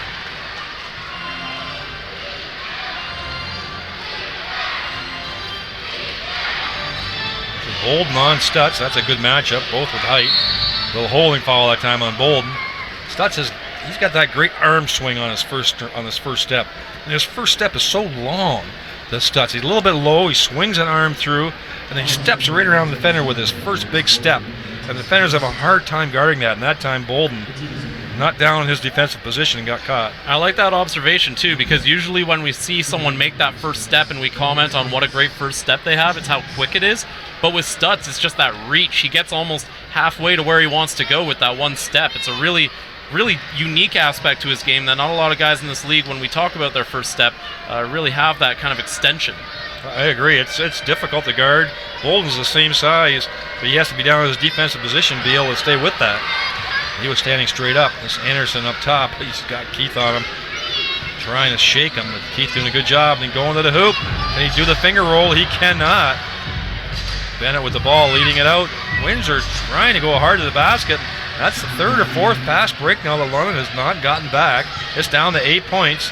White, a little too strong. I think it popped out of his left hand that time. Patillo running the floor, doing the fast break. Keith not settling for the three-point shot. He's bringing it to the hoop. That's going to be another offensive charge. Anderson working hard and knowing who his man is that's trying to get to the basket. A little slow getting up there. I think he had the wind knocked out of him. He certainly took a blow that time for the team. Williamson coming in for him. It's great defensive awareness, knowing who the player is with the ball, knowing what they prefer to do with it, and jumping in the way and taking that charge. And I think that's an observation that they've made too, not even from the coach necessarily saying it, but from the players themselves seeing how Windsor was playing, because that's 2 in a very short time span. Don't be surprised if you see another one coming later. And White, draw and give and go with Johnson. able to absorb the contact, got the foul, and will be going to the foul line. So it's an 8-point game. Bit of a run here by Windsor. Will it be enough to get them all the way back, or can London withstand the pressure?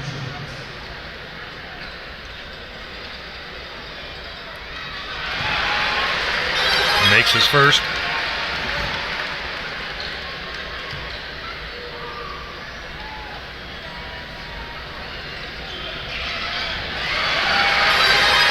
Gennard Giroux is back out as well.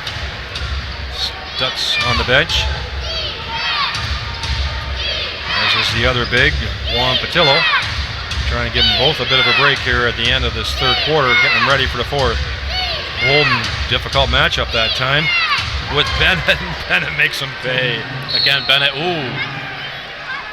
Not sure what happened there. Tony Bennett just hit the deck there. I think called a deal.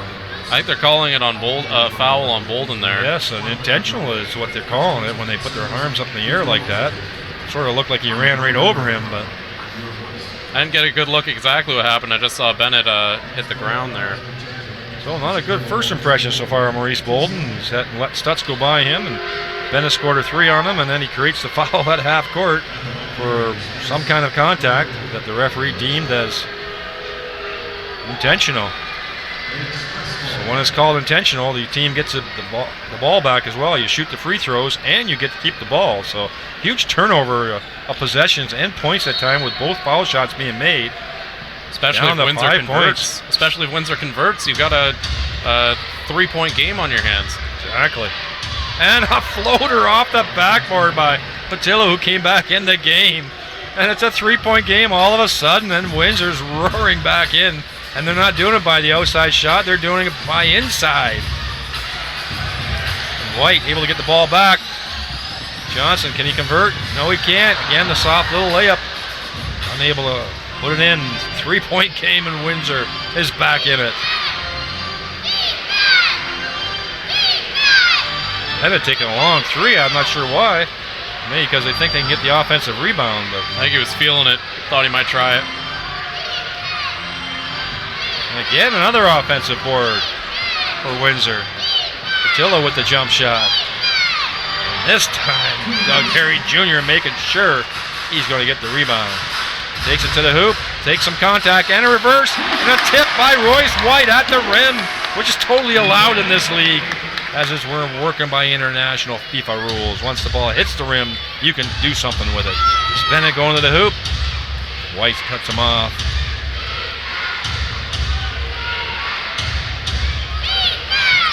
Bolden with a quick double team. This is Gennard Giroux with a nice sweet jump shot from the side. Windsor hanging in here, hanging around at 3 points, a minute and a half to go in this third quarter. This last 6-7 minutes have been all Windsor.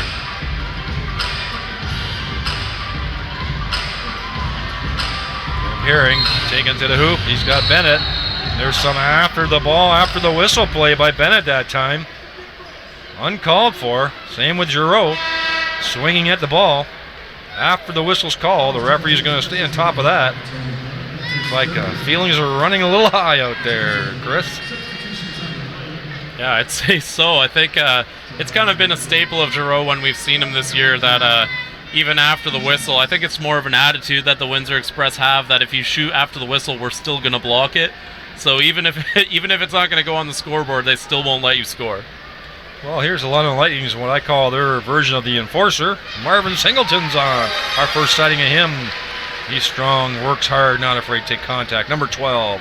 Let's see what he brings to the table here for the end of the third quarter. He's matched up against Keith, which is similar player style, similar kind of skill set. So that's a good matchup for Singleton to guard Shaq Keith. Ellerson with the ball up top. Still haven't heard much from Warren Ward on the offensive end.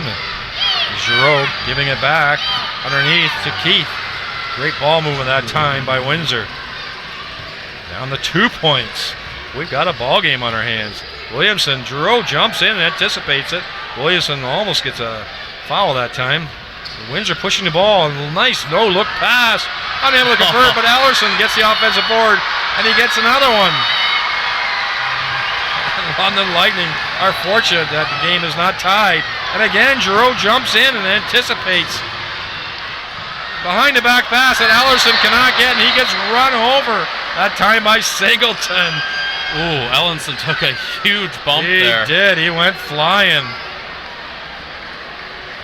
Well, the action definitely heating up, the pace heating up. It was a stop and start quarter there for the first 5 or 6 minutes, with the last 6 or 7 has been pretty well all Windsor. Downhill slope for London. Windsor imposing their way on it, and maybe not the way that we thought they would. They are pushing the ball to the hoop. You know, what did I say earlier in this game? When Windsor comes back, it's never blowing the doors off the barn or anything. It's slowly but surely working their way back. And now they're 2 free throws away from tying this.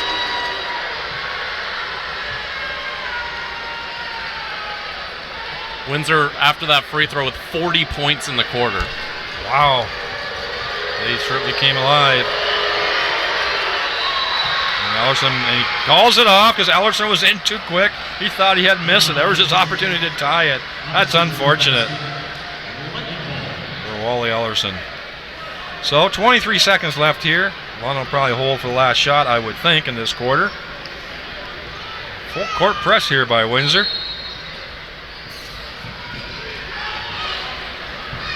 And everybody backs off with Doug Herring Jr. with the ball looking up the clock. Let's see what London comes up with here. Quick double team. Looks like a carrying of the ball by Doug Herring after that pressure. So it's a turnover by Windsor, or by London. Good pressure by Windsor. They got what they wanted. 9.4 seconds left for this shot. So can Windsor go ahead or even tie the game here? Unlikely turnaround that we did not see coming in the first half. A long three-point shot by Bennett. Not sure why he took it. He could have got a little better shot, I thought. And Royce White with the defensive board. So after all that back and forth, we'll get some stats for you in a second, but 85-84, really Windsor got their second win. They changed their strategy. They pounded inside. They drove it inside. They sped up the game, which you think would be up to London advantage, but it did not. And Windsor came roaring back from a 14-point deficit to cut it to 1. And again, it's funny, we talked about how London scoring about the same amount of points each quarter is a sign of their consistency. We talked about how Windsor's identity is their defense. That time it was Windsor, 40 points in that quarter. London still got their 28. But Windsor just a great offensive display during that third quarter. Some of your leaders right now for each team: Juan Patillo, 28 points, 16 rebounds in 3 quarters of play. Those are monster numbers. Logan Stutz also with a double-double, 12 points, 12 rebounds. For London, you're looking at Royce White, 20 points, 14 rebounds, and 17 points from Kyle Johnson are your 2 leading scorers for the London Lightning. One of the things that we talked about coming into this half was that Windsor had too many turnovers. 14 in that first half. They only had 3 in that third quarter. So they really took care of the ball. They made sure they got the most out of their possessions. And you know, that's how you that's how you get back into a game. And that's exactly what the Express have done, finding themselves only down 1 now. Well, that was all without Logan Stutz mostly for the last part of that quarter. I meant to mention Nick Evans. Remember last time he was here, he got a contract with Saudi Arabia. Right? Saudi Arabia, I believe. And I thought, welcome to the broadcast. What will be the impact for Windsor without his big presence? He played terrific last time he was here. We're going to give ourselves some credit because we gave him so much praise. Maybe that's how he got a contract, but he played terrific with that big guy Nick Evans did last game. So they replaced him really with Logan Stutz. You know, once you come down to all the very end of it, yeah. That's sort of the trade-off, and Stutz, of course, brings a lot different dimension to the game. And I just can't even press as much the turnovers. Just such a huge difference, night and day for the Windsor Express. And really, the other one is the rebounds, 52-34. 20 offensive rebounds to 9 for the London Lightning. 20 being the Windsor Express number. It's been a huge night on the boards for the Windsor Express. And no three-pointers made in that quarter by London Lightning. They're 5 for 23. They were 5 for 20 at the half. So only got 3 three-pointers off, and none of them were converted. And we know London loves to shoot the 3. They need to get Ryan Anderson going. Well, Windsor doing a good job so far preventing Anderson That time Anderson, speak of him, he's knocked the ball right out of Giroux's hand. Good recovery. I think Ryan Anderson is going to be a big key here coming in this fourth quarter for the London Lightning. They need to generate some shots for him. Yeah, only 4 of 9 shooting in this game, but 3 for 6 from three-point land. One of the guys who's actually been able to consistently hit those shots from beyond the arc tonight. Royce White getting his points inside. He's got a double-double, 20 points, I think, and 14 rebounds, somewhere in that neighborhood. That's exactly it. Him and Patillo have been a good match tonight. This is Keith and Singleton down underneath. Singleton got him backdoor last possession. It's Bennett who's come alive in this quarter. At the end of the last quarter, Anderson on him. Jump back, fade away. He's got a good defender on him with Anderson, but he's really contributed for Windsor the last 6 or 7 minutes. Jones still on the bench, as is Ward and as is Duncan, the other 3 guards. Wanting Windsor going big. There's Williamson up top. Little fade away, turn around, and I thought it might have been a travel. I don't quite disagree with Windsor. It looked like an awkward play. But Williamson, with that spin around him, was able to get some contact. The shot was awkward, but he's going to the foul line. You know, Garrett, a guy who's had a really good night tonight, too. 15 points so far in this game. And again, he's a guy whose points total kind of sneaks up on you just because he gets it through whatever's going on offense there.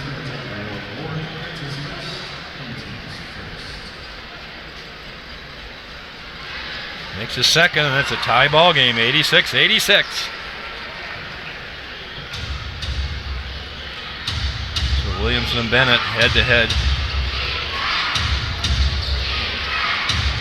Deflection that time and picked up by Anderson. Throws it over to the side.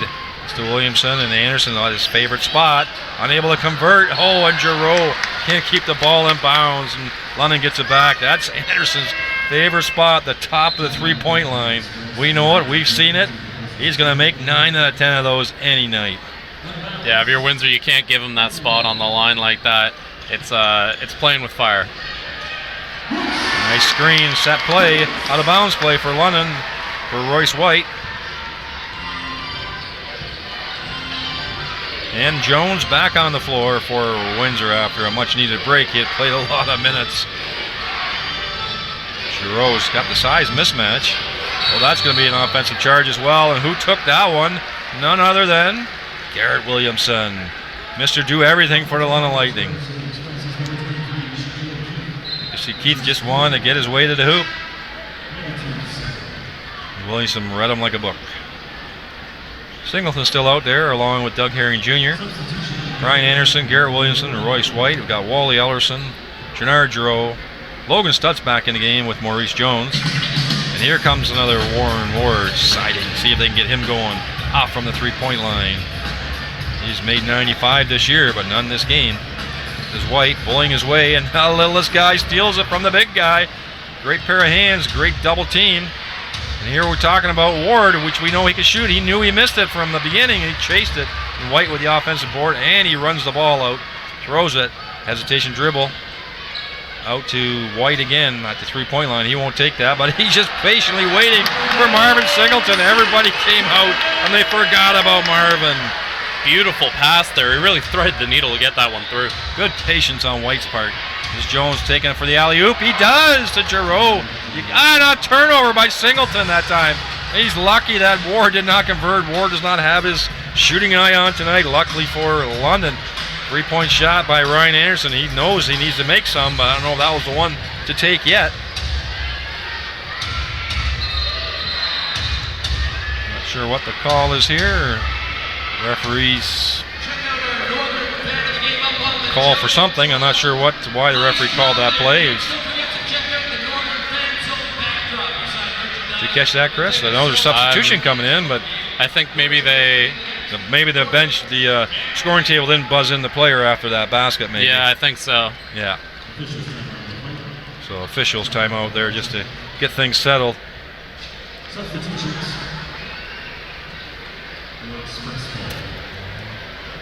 The refs are waiting for something, not sure. Saw a maintenance guy run out the back there. I'm not sure if there's something that needs to be done maintenance-wise, but the shot clock needed to be corrected. I think one of them might have actually turned off, in which case they kind of have to reset it real quick. I see. Good eyes. Jones up top. Doug Herring, Stutz, and Phillips now on Jones. I don't think Phillips is looking forward to that one. Stutz with the size mismatch underneath. Throws it over the top for Giroux. Giroux just bodied by White, and Anderson got sandwiched that time. I think Doug Herring Jr. is wondering why he ended up with Stutz on his own there, but Herring Jr. actually held his own pretty well on that. Well, London needs to fight through these screens with Jones because it's creating all kinds of mismatches for Windsor underneath. They need to stay with Jones and fight through. That's a step back, and I think some kind of foul on Garrett Williamson for... That was Bennett crashing the boards. Williamson not doing a good job boxing out, so foul called. London struggling this time. They're up by 2, but Windsor really seems to have the momentum. So here again, Jones with the ball up top. Giroux underneath. There's definitely a wet spot right there under the hoop. 2 or 3 players have fallen there. Garrett Williamson fell on the screen. We saw Journeau fall on that one. Looks like he hurt his ankle a bit. Yeah, I don't think the mop got out there after the Bennett fall, and that's what led to the wet spot there. Yeah, the players' uniforms are usually soaked, so if they are landing on the floor, the spot can become slippery, is right. So Giroux is tending to his ankle on the bench. I think he's going to be okay. He's walking it off on the back on the treadmill there. Substitution comes in. Patillo in, the leading scorer of the game for Windsor and for the team and for the game. Nice ball rotation. Can Phillips take advantage of it? He does. He has all kinds of time. When he has time, he can shoot very well. 93-90. It's a good playoff atmosphere kind of game for both teams, I think. Going into the last couple weeks of the season, I don't think either team minds this really. Being close. Bennett with the ball up top. He was really the spark plug that got the team going on their comeback. Again, a long three-point shot. And again, physical contact between Stutz and Phillips underneath. The referees are calling it. I think that might be... That's going to be on Phillips. On Phillips, trying to hold Stutz off another offensive board. He is tough to keep away from the offensive boards, is Logan Stutz. He doesn't look particularly strong, but he's got enough height and enough length to carve his way back inside, even against a much more physically strong specimen like Marvin Phillips, who is known for his strength. Ball inside to Patillo. Hand off to Jones, all the way to Bennett again. You just see, looking inside for Stutz, he is just fighting for his position. And a beautiful up and under by Bennett, carving his way. Everybody's paying too much attention to Stutz. And another turnover at the end there for Phillips and Cadogan. Miscommunication. A little disruptive play by Jones, just enough to create that turnover. Windsor now has a chance to take the lead here. Again, getting the broom out, the mop out for any sweat out there. There's definitely a couple of players who've had a problem with the floor over there. Well, we haven't seen this much throughout the year. I don't think that's just because it is a Budweiser Gardens with the ice underneath. We have not really known that to be a factor. Right? It's got to be the players creating those wet spots. Well, there has been a lot of contact in this game, and that leads to a lot of bodies falling, and I think that's kind of what led to it. It's hard to get almost every single spot. Teal, jump shot. London fighting hard that time under pressure from Windsor. This is Cadogan taking it to the hoop. Into the corner he goes. Wide open shot for Johnson, and he makes it. And London's going to need their three-pointers to withstand this physical Windsor comeback, and they're up by 4. It's a big part of the London Lightning game, being the #1 scoring team in the league, and not just by little, by quite a bit. And again, Bennett just gets around his defender and gets to the basket. He tell you, he has been the spark plug for Windsor since he came in the third quarter, and he is driving this express train called Windsor. Yeah, it's going to give him 16 on the game, and most of that coming in the second half. Unbelievable! How did he give that shot off? I thought he was trapped, was Ryan Anderson. He gets it off the backboard, up and under, matching Tony Bennett's score. Stutz again, just a handful underneath, holding off his defensive player. I think there is some offensive foul there maybe on Stutz. The referees are ignoring it. Bennett again, take it to the hoop. And I think White just tipped that before it came in, but Bennett getting his way. He looks like he's a little gassed. Right now, Phillips, he's got time, but can he make the shot? No. Anderson anticipates the miss. So Anderson, instead of shooting the three, he's going to the hoop, getting the baskets a different way. It's a 6-point lead.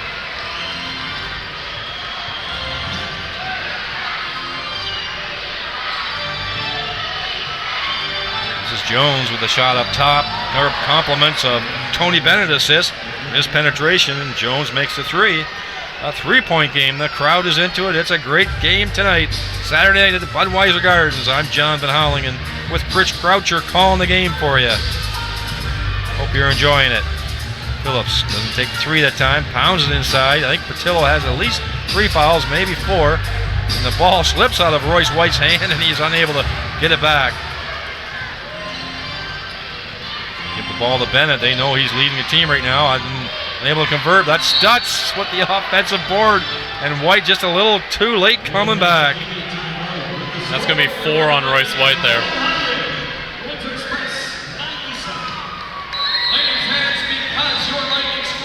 Oh, timeout called on the floor. 197, a good ball game if you're a fan of either team. London keeping the lead for the most part, and Windsor doing the big comeback. You know, Windsor did a lot of that damage in the third quarter. It's been pretty even in this fourth so far.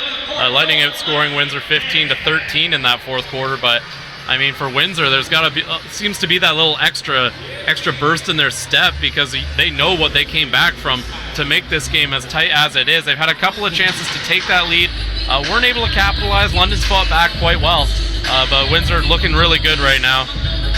Some of the shooting numbers, we talked about how Windsor couldn't really make their threes. They stopped trying to shoot them, but now they're making the ones they are taking. So their percentage from 9% has jumped up to 22% with this second half.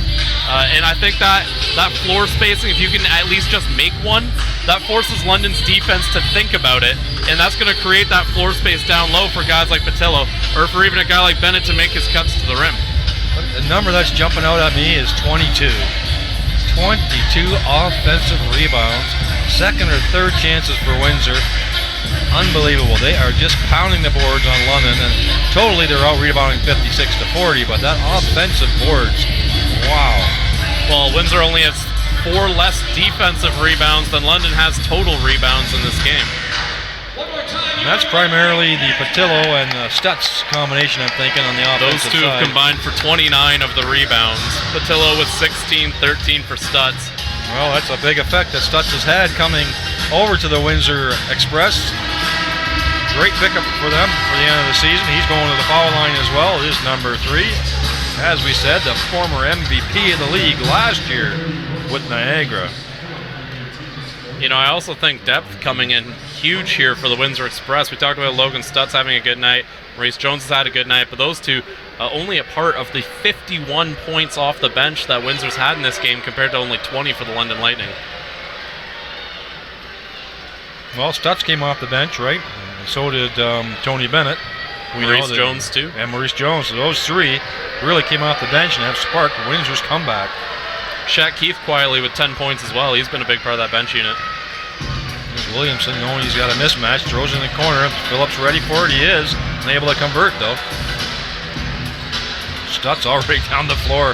Phillips just trying to catch up with him. Stutz very deceptive for a big guy. He gets down the floor really quick. Ellerson up top. Got White on him. Now switch with Stutz, which is a better matchup for London. Patillo just blows by Marvin Phillips. Not a good defensive position. White had to come over and help, but that's going to be his 5th foul. That's going to be a costly one for London. He had to come and help and challenge Patillo, but still, I think that's going to be his 5th personal foul, I believe. It's an expensive foul for the London Lightning, number 30, Royce White. Well, really, London's sort of Windsor's sort of wearing London down here. And that's really Windsor's MO during their entire time with Bill Jones as the coach.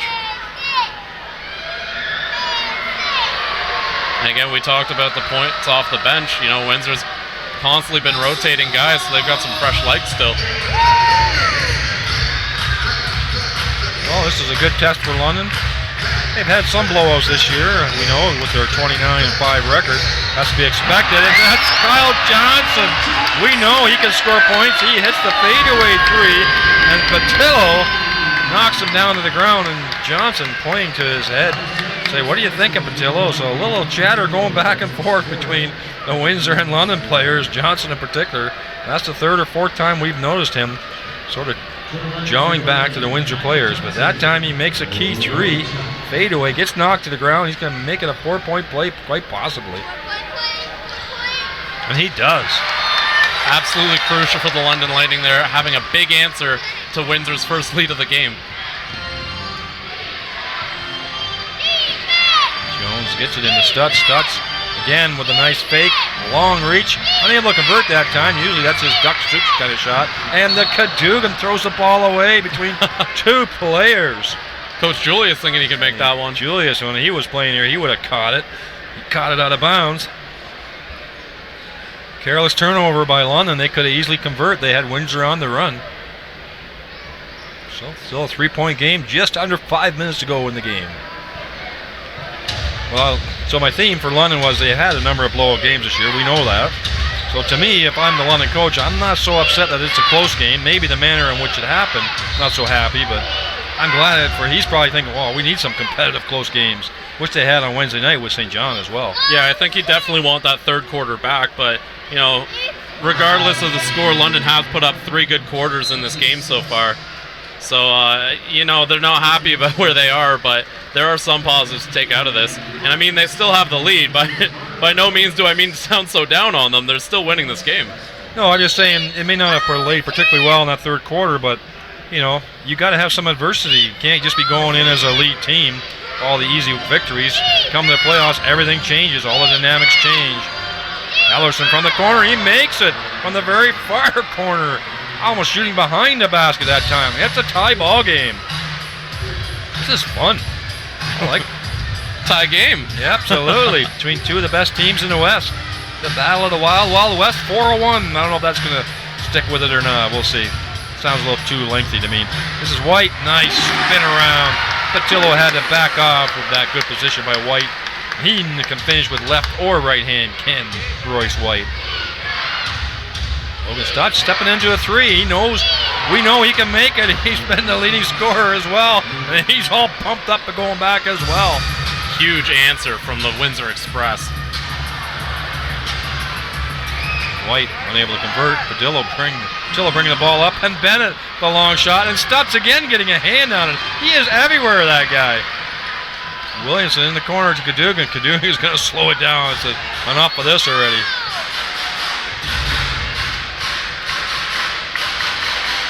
106-107 for the Windsor Express. Just over 3 minutes to go. Clock ticking down. Cadogan go behind his back. I think he lost it himself. Good defense by Jones that time, jumping in front of Junior Cadogan, who's been struggling here a little bit in this fourth quarter.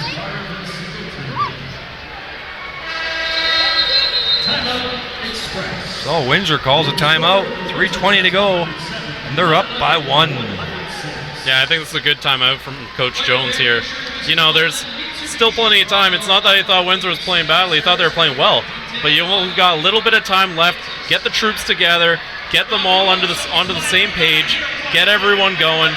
And see if you can try to maintain a lead that you really struggled to hold on to. Now you got something to work with here. And you got to finish out. Well, it's a good chance for London to regroup as well. We know that Coach Julius, he's one of the best at making adjustments in the game and at halftime. We'll see what kind of adjustments he's making here, either in player or style of play. They're down by 1. This is their opportunity to coach to clinch home court throughout the playoffs as well. So they want it bad, if at all possible, to settle it tonight rather till the next game. And Windsor, of course, I think they're locked into second place in their division. They're looking to integrate some new players, in particular Logan Stutz, who hasn't looked out of place whatsoever. He's worked his tail off tonight, especially on the offensive end. So yes, a couple of substitutions I see, at least one for London. Looks like Doug Herring Jr. in for Cadogan, who seemed to be struggling a little bit. Johnson, Anderson still back out. White still out there. And, of course, the ever-present Garrett Williamson. We got Logan Stutz with Wally Ellerson, who just hit that big three in the corner, along with Maurice Jones still on the floor as the primary ball handler. And Bennett's back on the floor as well for Windsor.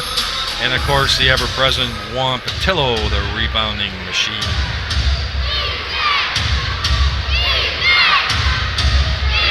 Looking for the matchups underneath here, and Stutz again gets a big mismatch, with Johnson, but Johnson recovered to deflect that ball out of bounds.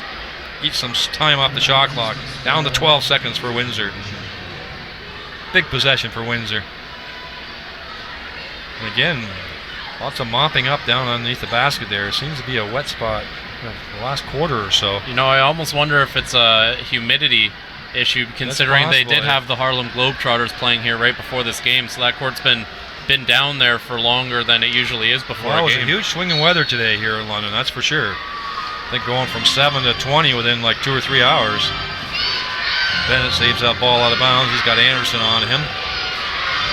Bennett willing to take it to the corner. This is Jones trying to get his pull-off jump shot. He makes it from the foul line. 2 seconds left. Lots of height with just 2 seconds left on the shot clock. They are up by 3. 2 minutes and 50 seconds left to go. See what London can to answer this. High screen being set.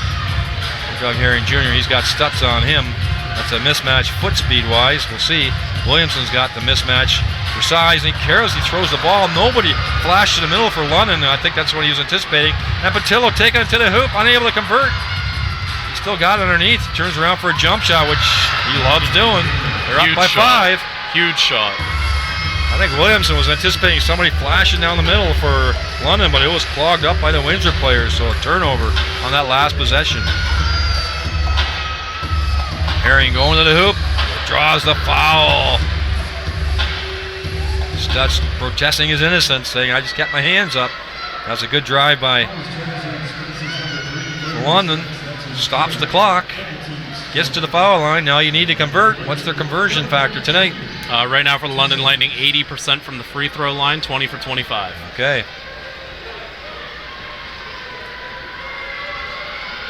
Misses his first one.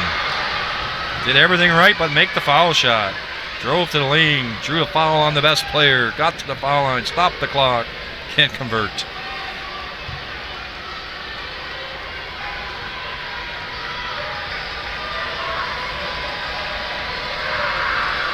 And he makes his second. Now, what's Windsor going to do for their next shot possession is the question. London looks like they're double teaming all over the floor against the quickest guy and the shortest guy, but he's able to get it into the corner. Bennett pushes that shot off. I'm not sure why. He had time on the shot clock. Anderson with the ball, taking control. He pulls up for a three-pointer, unable to convert. Nobody boxed out. White taken to the hoop, a little up and under, and he puts it in. Nobody boxed out for Windsor on the three-point shooter. It came right back to him. 2-point game. Did not think that was a real great shot choice by Ryan, but he can shoot the threes with anybody. This is Jones going to the hoop, and he makes it in the Forest. What is going on there? I think that's a turnover or not. No. Doug Herring Jr., I don't think ever stepped out of bounds in the half possession of that, but again, confusion on the end for London for the inbounds. Nearly cost them that time. Yeah, still a 4-point lead after that layup by Maurice Jones. He just took it to the hoop with all the tall guys. I think this is Doug Herring Jr. and that big block by Patillo that time, and Herring tried to draw the foul like last time. And time is now on Windsor's side. It's a 2-possession game. And Jones just dribbling the ball up top. No pressure on him. Clock going down. Down to 10 seconds on the shot clock. That's okay with Jones. He puts the ball into the corner to Ellerson. Patillo will gladly take that jump shot. This time Anderson with the ball. Nearly a turnover. Can Williamson convert? He does with the contact. And a quick turnaround for the London Lightning. They dodged a bullet there with Juan Patillo taking that jump shot. He didn't bury it. And Ryan Anderson with a quick flick to Williamson. Again, the key player for London Lightning here in the clutch. It's a 2-point game, and he's at the foul line.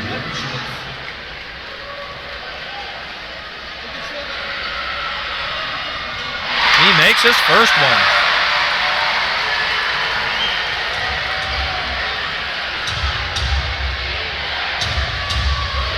Windsor ball up top. Jones with the ball. He gets jumped on, double teamed by Anderson and Williamson.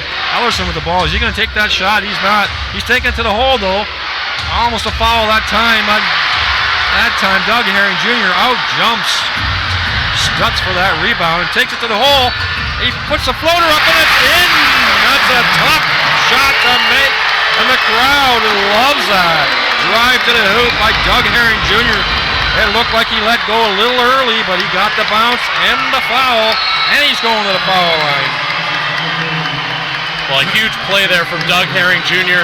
Gets the London Lightning back in the driver's seat here, and if he can make this free throw, that'd be even better.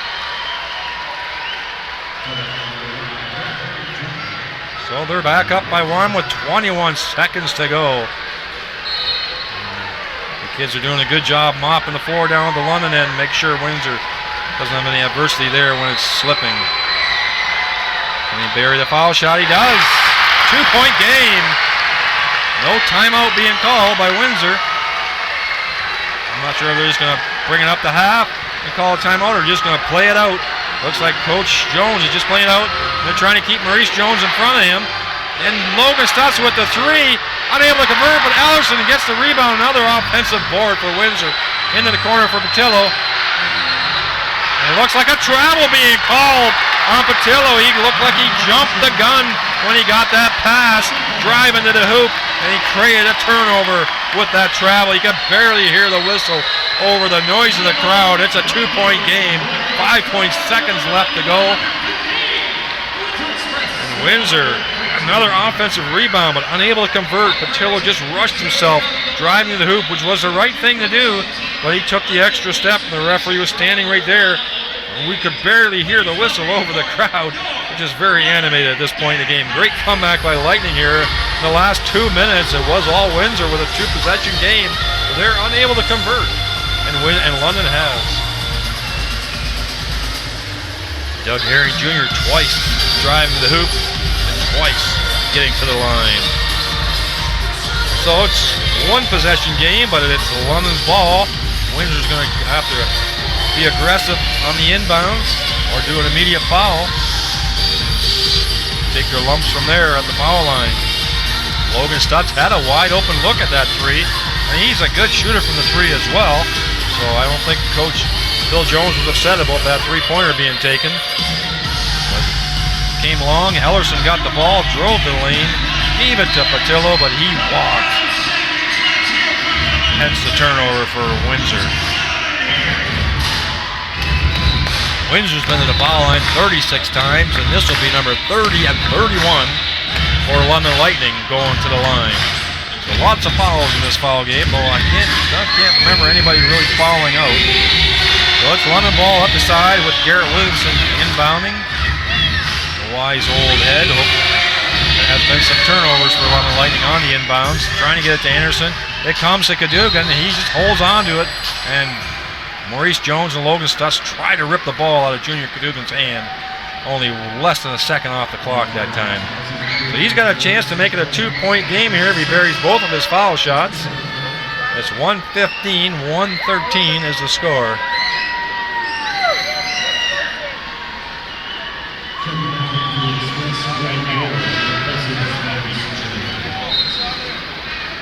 Some substitutions here. If I could bring in Maurice Jones heading to the floor, Warren Ward out. Of course, he's a great three-point shooter, though he struggled tonight to get his offense going. Windsor could have used that maybe to push him over the edge. He makes his first foul shot as Junior Cadogan. So it's a 3-point gap. Still a 1-possession game with 4.4 seconds to go. And he buries his second one for a 2-possession game. And now Bill Jones calls a timeout. I think London just needs to keep in front of the ball and don't foul anybody. Let the 3-point rain or the 2-point layup go in, and then make sure they bring the ball inbounds. So this has been a great ball game, back and forth, sort of a tale of two halves. London Lightning sort of really playing well in the first half. Windsor struggling. Windsor playing terrific in the second half. London struggling, but in the end, the last 2 minutes, it's been London's clutch play that has come through to regain the lead and to hold it. And Windsor with a couple of turnovers there at the end that really hurt them. 117-113 is the score, 4 points. It won't mean much in the standings, of course, other than London will clinch first place overall in the league with this win. Windsor's pretty well settled into the second place in their division. But a great battle between two teams up and down the 4-1 who have met many times in the playoffs in the past. I think are destined to meet in the playoffs in the second round based on what I see of the caliber of play tonight between these two teams. And of course, the introduction and inclusion of Logan Stutz into the ball game for Windsor has reaped big dividends for them. I think they're going to be very dangerous in the playoffs for any team, let alone playing the London Lightning. This is what it's all about. 3.4 seconds to go. Tony Bennett with the last shot. And that's going to be the ball game. Anderson whips the ball down to the end, and a good ball game between Windsor Express and the London Lightning. 117-113. A win for the London Lightning on their home court. Good battle here at Budweiser Gardens. I'm John Van Howling along with Chris Croucher. We called the game for you tonight. Hope you enjoyed it. Till the next time we see you, we're going to do a post-game show with Chris and Aaron to come right up after the break.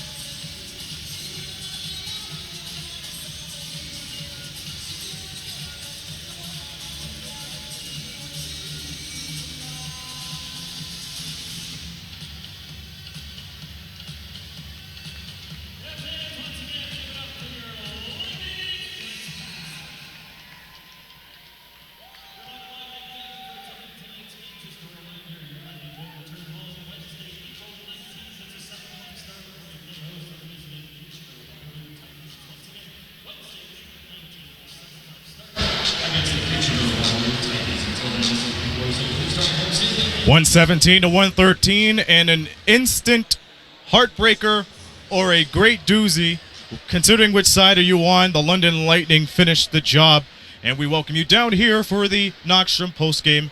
Chris Croucher, I said it at halftime, and I'll say it again.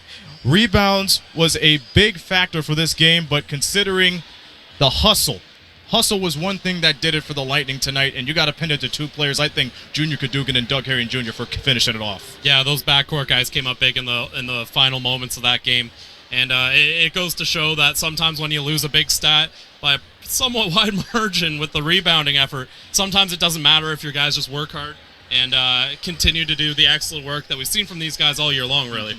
And Juan Patillo had the game of his life, his best game this year, a double-double like we mentioned, 32 points and 20 rebounds. He probably got the spur-of-the-moment type thing from Maurice Jones last night, so he had a good double-double. So did Royce White. He finished off with 26 points and 16 rebounds.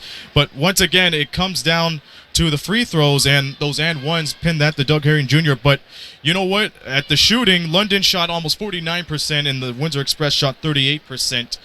There were some other key things in a way, but you know what? That front court battle really gave the crowd what they came here for.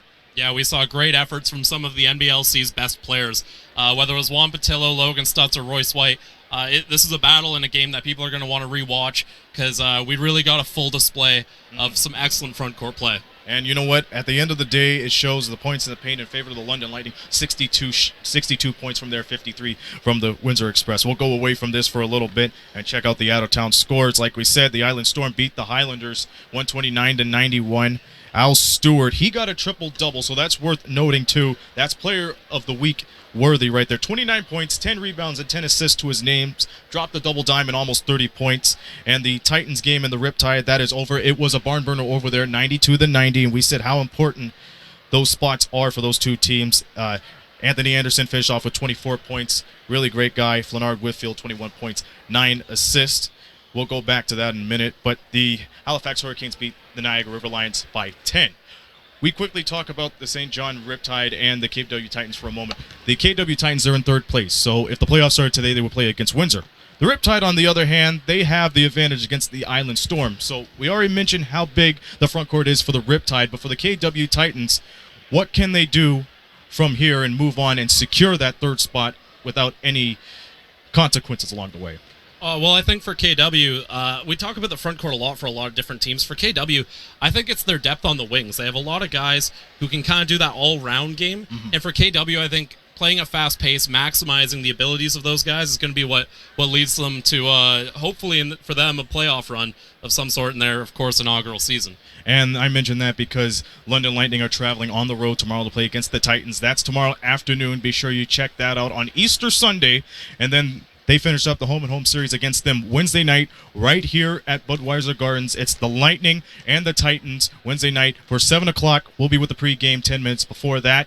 And the Express, they rest for a little bit, and they'll see each other again next Sunday on the 23rd at Budweiser Gardens. That's the ball game right here, and the London Lightning finish off big. The final score, 117 to 113. What a great game this was, and we thank all of you for watching. Enjoy the rest of your weekend. Happy Easter to you, everybody, and of course, behave yourselves, and we say good night. This has been a presentation of Knockstrom Digital Media, producing the media excellence in Southern Ontario. For Chris Croucher, this be Aaron Sanders saying so long from the Forest City.